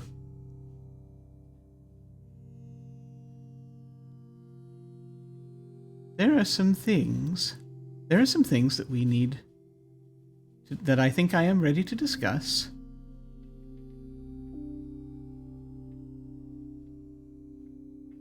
If you will come to the street, I think one of its houses has reached out to you. This could be very significant for what is going on right now.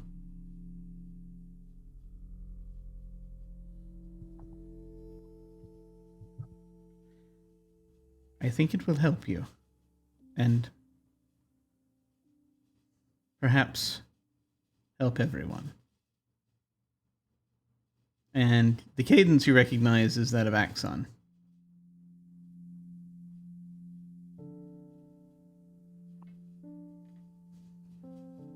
Okay.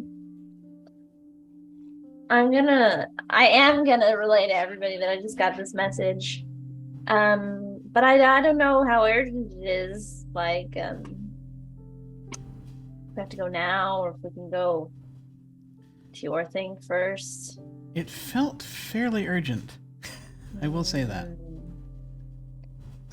We should go now, but I'm probably going to need to find. But that can wait a little bit.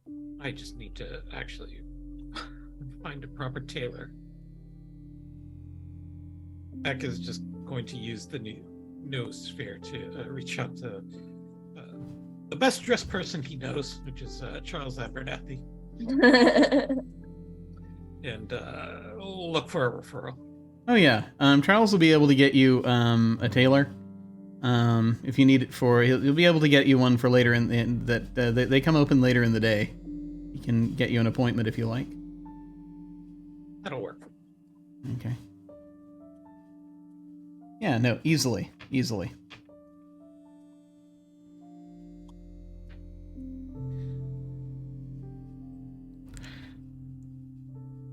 If folks will bear with me, I would like to ask. So we'll probably need a little bit more time. Not a huge amount of time necessarily to deal with the Limerence Street missive. Are we okay with proceeding ahead with that this evening? Or do we need to? I just want to make sure I'm not, if we're okay, or if we need to break off, we need to break off. That's fine. But I just needed to know. I need to scoot out by time, East Coast time, 11:15 at the latest. But I can also just disapparate from the scene. That's fair. Needed. That's fair. So hopefully, yeah, no, that actually helps. That gives me a good sort of walls within which to work. No, that's fine. I'm gonna need then, if I may, I'd like to take a quick 5-minute break, so we can prepare, and we'll get to it if we're good with that. Okay. Excellent. All right. Well, folks, we will be back in just a few minutes. See you shortly.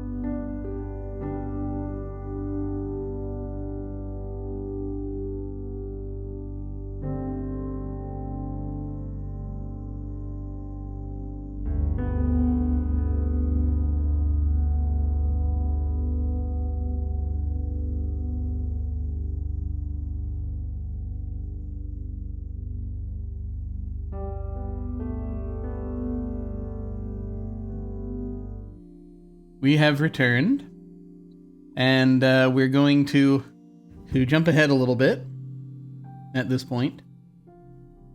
So, Arushka received a missive from Ye House, from a house, and it's not Ye House because we haven't specified much about it yet.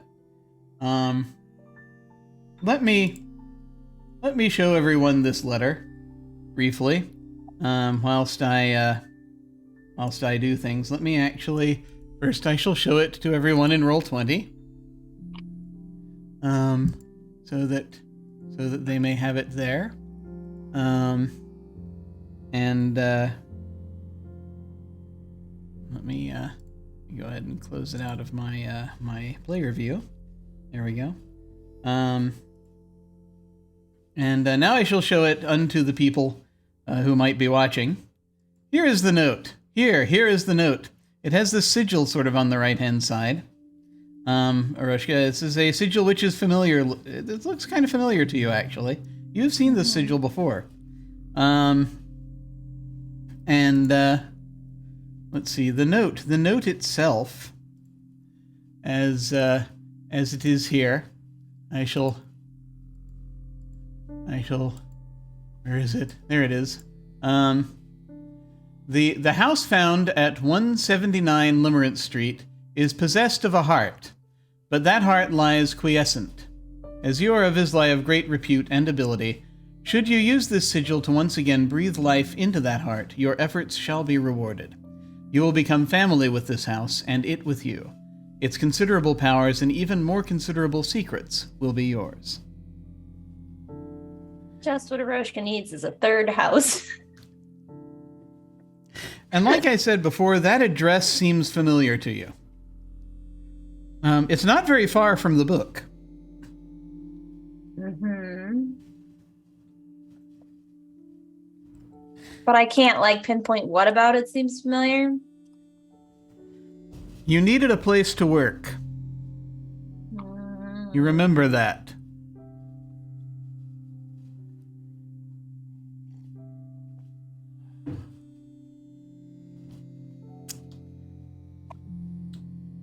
Okay.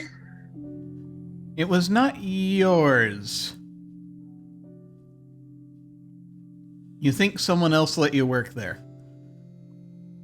Mm-hmm. But for whatever reason,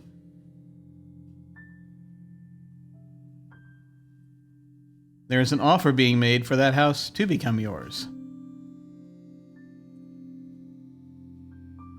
Well, I'm definitely gonna go see what's up, especially since I have that message. Yeah, especially since, you also just heard from Axon as well. So, do we head to Limerence Street?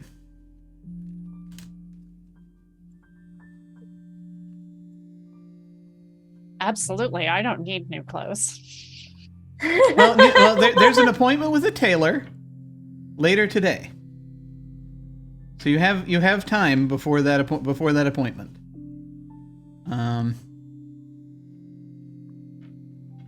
If you so desire. But yes, that's true. You do look fabulous. You don't have to buy clothes. This is an excuse for you to buy clothes for us, and you don't even have to pay for it, so that it's somebody else's tab. Yes. May the That's brunch fair. be with you. So you can tell us how ugly our clothes are, and do something about it for free. Who doesn't love free things? Yeah. So you find yourselves heading up to Limerence Street. We've seen Limerence Street. We know we know what it looks like. We spent an awful lot of time on Limerence Street. So much time. So much time. For those who need a reminder, I'll briefly show the audience the map once again of Limerence Street. There it is. Pillar at the center with an image of someone hopping up and down on it. There's a wizard's tower, which is apparently on another street, but in fact there's also a wizard's tower further down. on the street itself. So as you head, I see in chat they're turning brunch into a religion, which is delightfully appropriate. I'm gonna draw a card really quickly. Because of the brunch religion? Yes. No. But also yes. Just I kind of want a little bit of flavor here. I have drawn the misremembered dream. Let me go ahead and pull that up here. There's a card for us. Isn't it? Isn't it though? Isn't it? I was gonna say me, but I was like, yeah, no, it's kind of the whole group. Yeah. There's a fair amount of that. We go ahead and grab the misremembered dream from our list, so that we might show it to everyone. The misremembered dream is card number 37. There it is. And it's a mysteries card. Its meaning is confusion, mistakes, change in identity. This is very appropriate. Dreams are strange constructs of our subconscious, made stronger still because we don't remember them clearly. Some say that in shadow, people's dreams seem strange because they're remembering the actuality, and in the actuality, people's dreams resemble the mundanity of the gray. This is at least in part true. But of course, like anything having to do with the deepest reaches of the mind, it's much more complex than that. The line between memory and dream is already tenuous, but the memory of a dream... The line between memory and dream is already tenuous, but the memory of a dream, or the dream of a memory? Who can count on that? In divination, the misremembered dream isn't necessarily a bad card turn. It suggests confusion or mistakes, but they don't need to be the confusion or mistakes of the person in question. We all dream, so this card can represent the poor memory or befuddlement of anyone. It might also suggest that one should adopt a new identity, or disguise something important in order to succeed. Okay.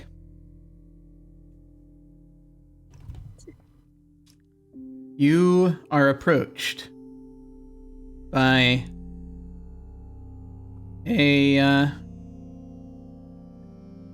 gentleman who, as you are there up on Limerent Street, the north end, you can see the book from here, and you can see the address, 179 Limerent Street.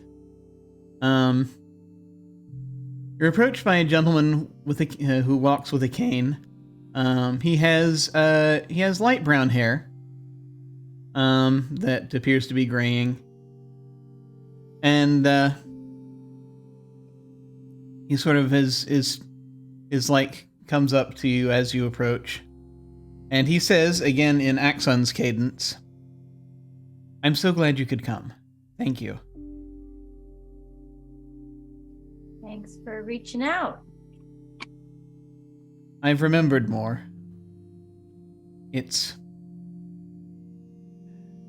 I need to make up for what I did here.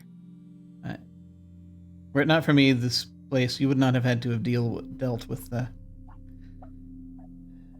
Seeker. And I have remembered that it was... I set up the workspace for you, you see. The workspace is asking for something. I can't see into it. It's got kind of its own... It harmonized well with you, I think, to an extent, after you came back from the edge. And as you were working in there with Mayfair and Gilda and some others, as you were setting things up, preparing for a spell that you were going to cast, I think, to try to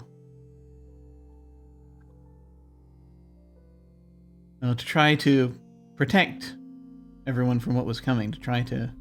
I think you were going to move them into your party area. They'd have somewhere to wait out the war. I think I may have messed that up. And I'm sorry. Well, I can honestly say that I also messed up quite a lot of things, so I'm also sorry. Because I was not there for you when I should have been at that time, because I was too concerned with my own problems. And now that lack of vision has led us to where we are now, if you'll note. And he looks up at the sky. The sky does look a tad darker than it should be at this time of day. Not hugely, but a tad. He says, so, hopefully, but I sense the house reaching out to you. So, maybe there's some answers in there. Maybe there's something that can be done to help fit the final pieces into place. Reality can be shifted to where it needs to be. So, I have tried the door. I can't get in. I can't see what's inside the house.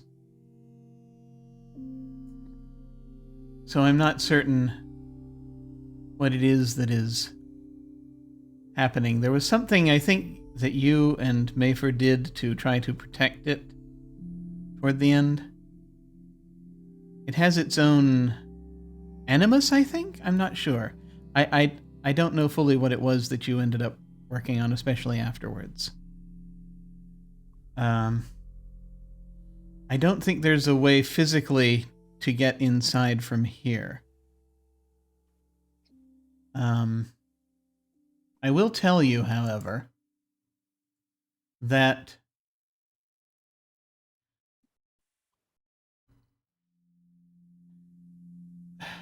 well, there must be. Well, I will say there must be a way.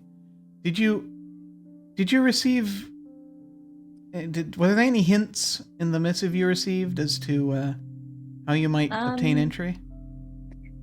It just said to use the sigil, but as it happens, doors aren't really an obstacle for me personally anymore. Well, that will probably help. May I?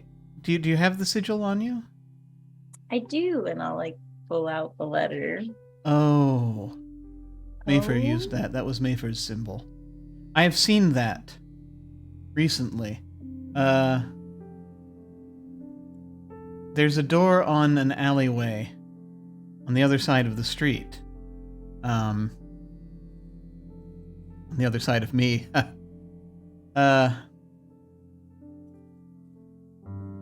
Near the house. It's not directly at it. There may be something going on with it. That might be a way in. Possibly also.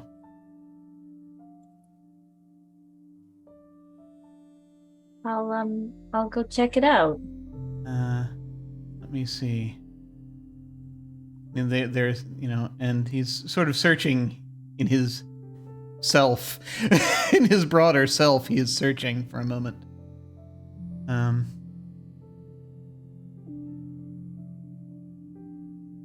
There's a key to that door in a drawer in the back of the clothing shop next to it, next to that alley. If you need to, if you need the key, which you may not. Well, we'll get it just in case. It'd be easier maybe for my friends if we took the door. Very well. Thank you. Good luck. Thanks. And then he Use it probably. He sort of straightens up and looks around. Oh, hello. We'll turn and is no longer possessed by the spirit of the street.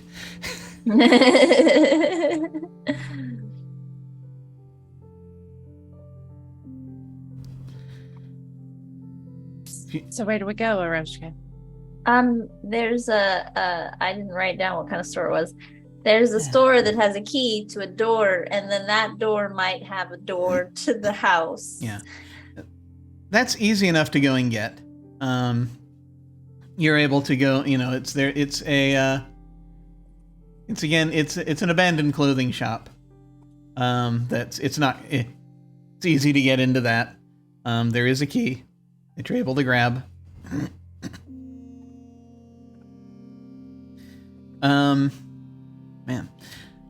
So you're able to get that, and you find this sigil on a door in an alley next to it. You're able to use this key on the door. The door will open. There's a set of stairs, leads down to a very damp and musty storeroom beneath the clothing shop. It's filled with rats and drags. But there's another door there, also inscribed with the sigil, fairly identically.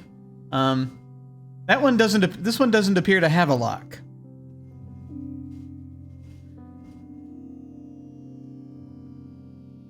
I guess I'll go down and try the handle. How does your ability to get in work? Well, the actual ability, because usually my first go-to is to ask the door to unlock for me. That's and true. If that doesn't work, I actually do have an ability that's called, let me find it, Mage's Path. You gain entry into an area you could normally not enter, such as a locked room, barriers, and traps, both mundane or magical of level below, so that's important, are simply of no consequence to you. No one ever knows how you get past them, but the barriers themselves remain undamaged and apparently undisturbed. What's the, does that ability have a level? Yeah, 6. Oh, you're fine. So this door is strangely quiet. But I think what happens, I think the way this kind of looks is that there's sort of scuttling in the corner of the room, and Shaw and Mac look over for a second and see that it's just sort of a rat. Not one of the bigger rats that talks. This is just a regular rat. And then when they look back, the door is open, and Aroshka's standing on the other side, opening it.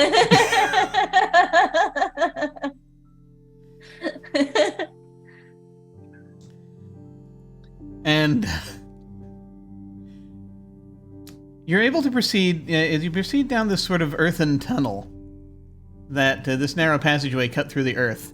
It ends in a low-ceiling chamber that seems empty, but there's this small round glass door with a flower pattern in the far wall that you're able to get into. Mm-hmm. And this actually lets you into the attic of the house.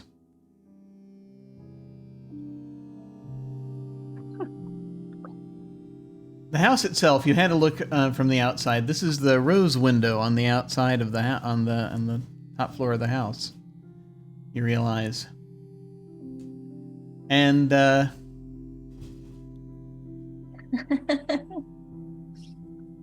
so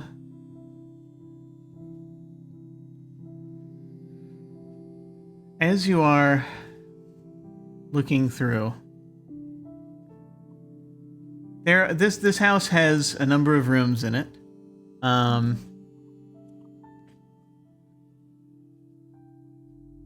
Just trying to put my brain bits in order here.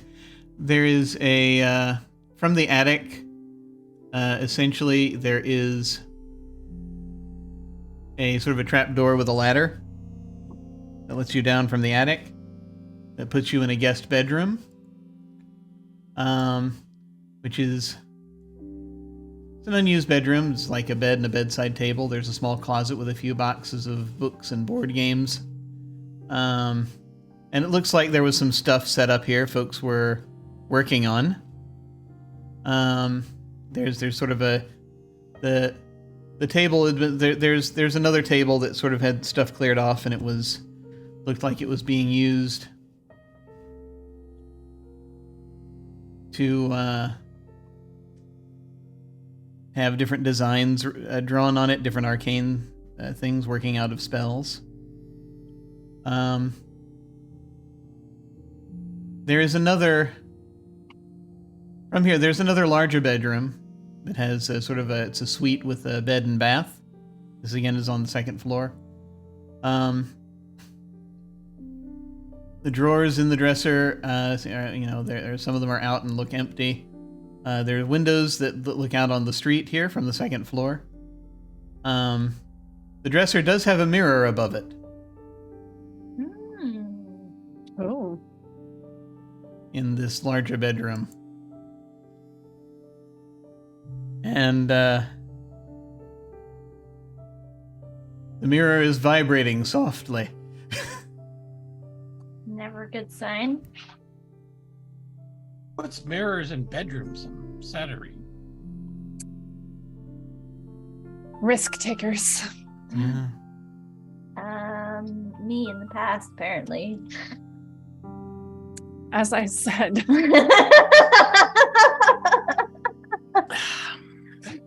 You see what sun we're under currently? We're under blue. Let me make a note of that.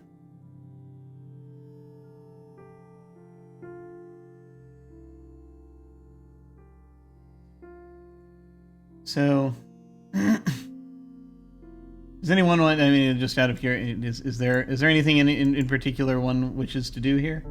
This part of on the second floor, either in this room or in any of the others. Not really. I guess I'm just looking for whatever to see if I can figure out where I'm supposed to use this sigil. Excellent. So, I will ask anyone who is looking around. We're going to do this. We're going to do this simply. We're going to do this with a roll. Let me see here. Huh. The captions appear to have stopped. Oh, there we go. They're catching up now. Slowly. They just couldn't handle us. No, they can't. They can't. I'm going to turn them off and back on again.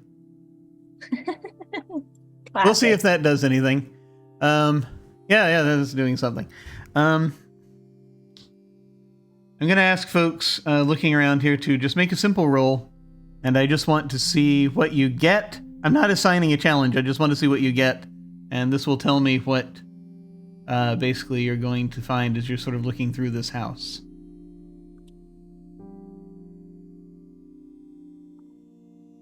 Got a 7. Okay. We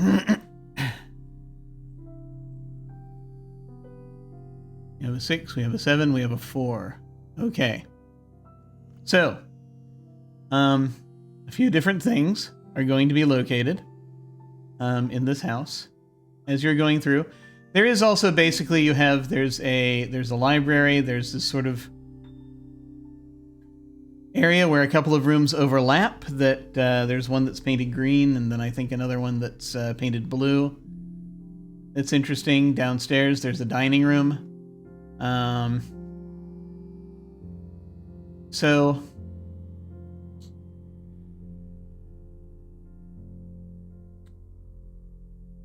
let's see.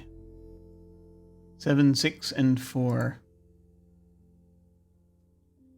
I think as you are searching through, you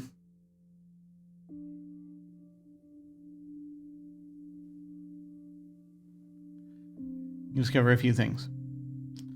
Arushka, you're going to see something in the mirror. Okay. Shah is going to, I will say, first note that the green and the blue overlap rooms are interesting in that they have sort of effects on them where kind of can't be heard outside of that space if you're within that space. Okay. Interesting. There's some interesting stuff going on spatially with those rooms. You're also, as you're walking around, Shah, you're going to find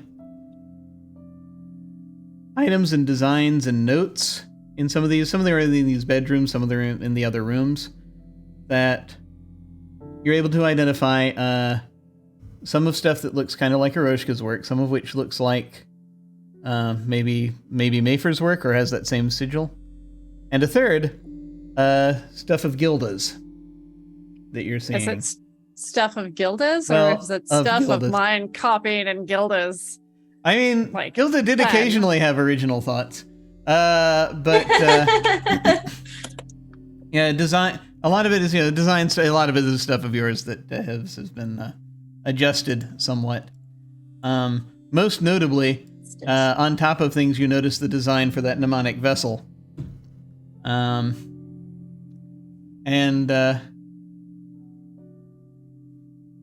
Mac will find a series of floating goblets downstairs.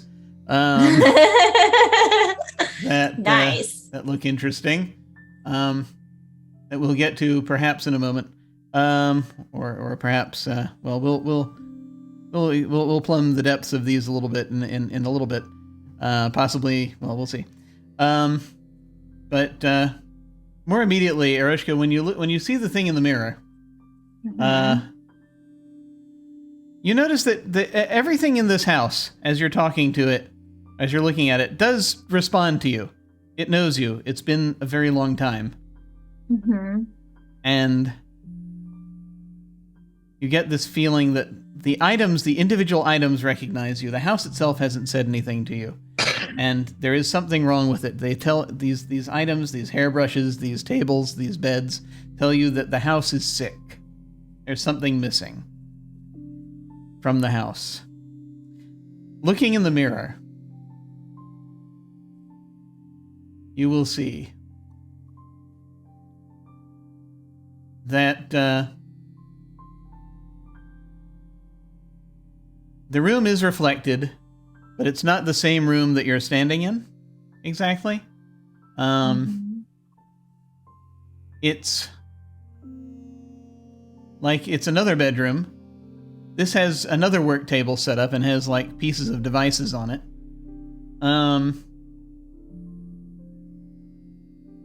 And you see there's a little book sitting that catches your eye on the bedside table in that room in the mirror.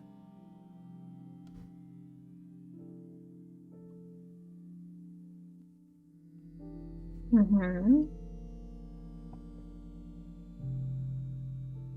Do I recognize this book?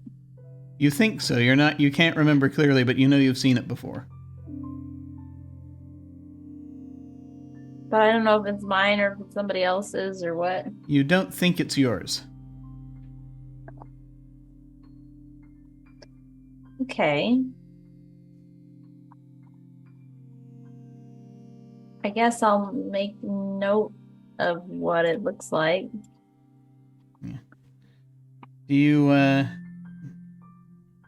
do you discuss this with the any of the items in the house, or do you just make a note of it? I think I will. I'll ask them if they know whose book it is. Yes, we think that belonged to the maker that was working with you. Gilda? Yes. Do you wish to go through? Through the mirror? Yes. Yeah, it sounds like a terrible idea. Sure. All right. I feel like everybody else should arrive just in time to witness Arushka doing this. I think so. Once again, as I said. You folks have sort of been looking around, and Shah, you found out all these things in the house. Mac, you've seen this thing downstairs that looks like goblets pouring blood from somewhere. It looks really freaking weird. And of course, I have blood Okay, goblets okay. in my When you house. said floating goblets the first time, I was like, okay, that sounds. I didn't mention the blood. That's true. But now Yeah. you throw in the blood, and then I'm like, okay, and now we're going somewhere, and I'm not sure. I'm not sure I like it. And so you both sort of come up to reconnoiter and find Arushka in this bedroom, stepping through a mirror, which sort of wobbles as she steps through and closes up behind her. Oh no. And I think that's where we're going to end for the evening. Fantastic. Thank you all very much. We've got only 2 episodes left after this, and so much to have happen. during those episodes. We'll see how this goes. Thank you all very much for hanging out and being with us tonight as this thing comes to a close. We're going to go ahead and real quick, we're going to do our joy and despair. I'm going to do this the fast way. That I do this occasionally. Hands up if anyone would like joy. I totally see why you would have joy. Hands up anyone who would like despair. Okay. We are fairly neutral for the evening, but that's fine. We're going to go around and do our outros. Feel free to tell folks where they can find you and any final thoughts for tonight. And we are going to start. I'm actually gonna go I'm gonna buck the system, and I'm gonna go the regular order for this one tonight. So we are going to start with Djinnaya. Hello, my name is Djinnaya. You can find me at Djinnaya pretty much anywhere on the internet, as long as you can spell it. So look at the link. Indeed. And were there any final thoughts you wanted to express for this? Or no, I mean I'm excited to see what happens next. Yeah. Cool. Yeah. Me too. Yeah. And now over to Arras. Hi, I'm Arras. I'm Animus Panthera or Animus.Panthera, pretty much everywhere on the internet, but mostly on Twitter. I'm a real life zoologist. I also love cosplay and gaming. I love to talk about all those things on the internet, but mostly Twitter. The only place you can find me playing games is here playing Invisible Sun for the next 2 weeks. After that, IDK. If you want me on your show, let me know.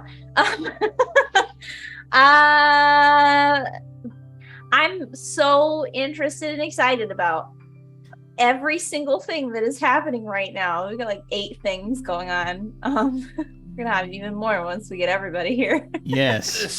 So excited that Aroshka decided to just walk into a mirror. After all of the issues that we've had with mirrors, the fact that Mac has a book titled The Safe Handling of Mirrors. I haven't read it. Clearly. And does that book say not to walk through mirrors? Because maybe you should have shared that information with the class. I thought we were pretty clear that mirrors were bad ideas. Yep. Have you met Aroshka? And now, Mac just watched Aroshka walk through a mirror, and he's just they're just going to sigh and reach into their pocket and start flipping to the index of safe handling mirrors to see if there's a description as to what to do when your friend wanders through a mirror. A good thing to check out, I think. A good thing I to check out. I feel like it might just say the one single word panic. I mean, that's also a good. That's a good bet. Definitely a thing to think about. Awesome. But then let's finally then transition over to Anino. How's it going, everyone? My name's Anino. You can find me on Twitter at Anino4K, as well as Instagram at Anino4K. I don't have anything else going on right now, but I guess I'll plug something. I think Utopia TV on Twitch is having celebrating Vampire Weekend next weekend. So are interested in all sorts of smoochy vampire one-shots, certainly tune into that. Otherwise, if you are interested in occasional cat pictures and pictures of whatever it is that I end up cooking because I'm not cast on any shows, you can follow me on Instagram and check those out. Excellent. I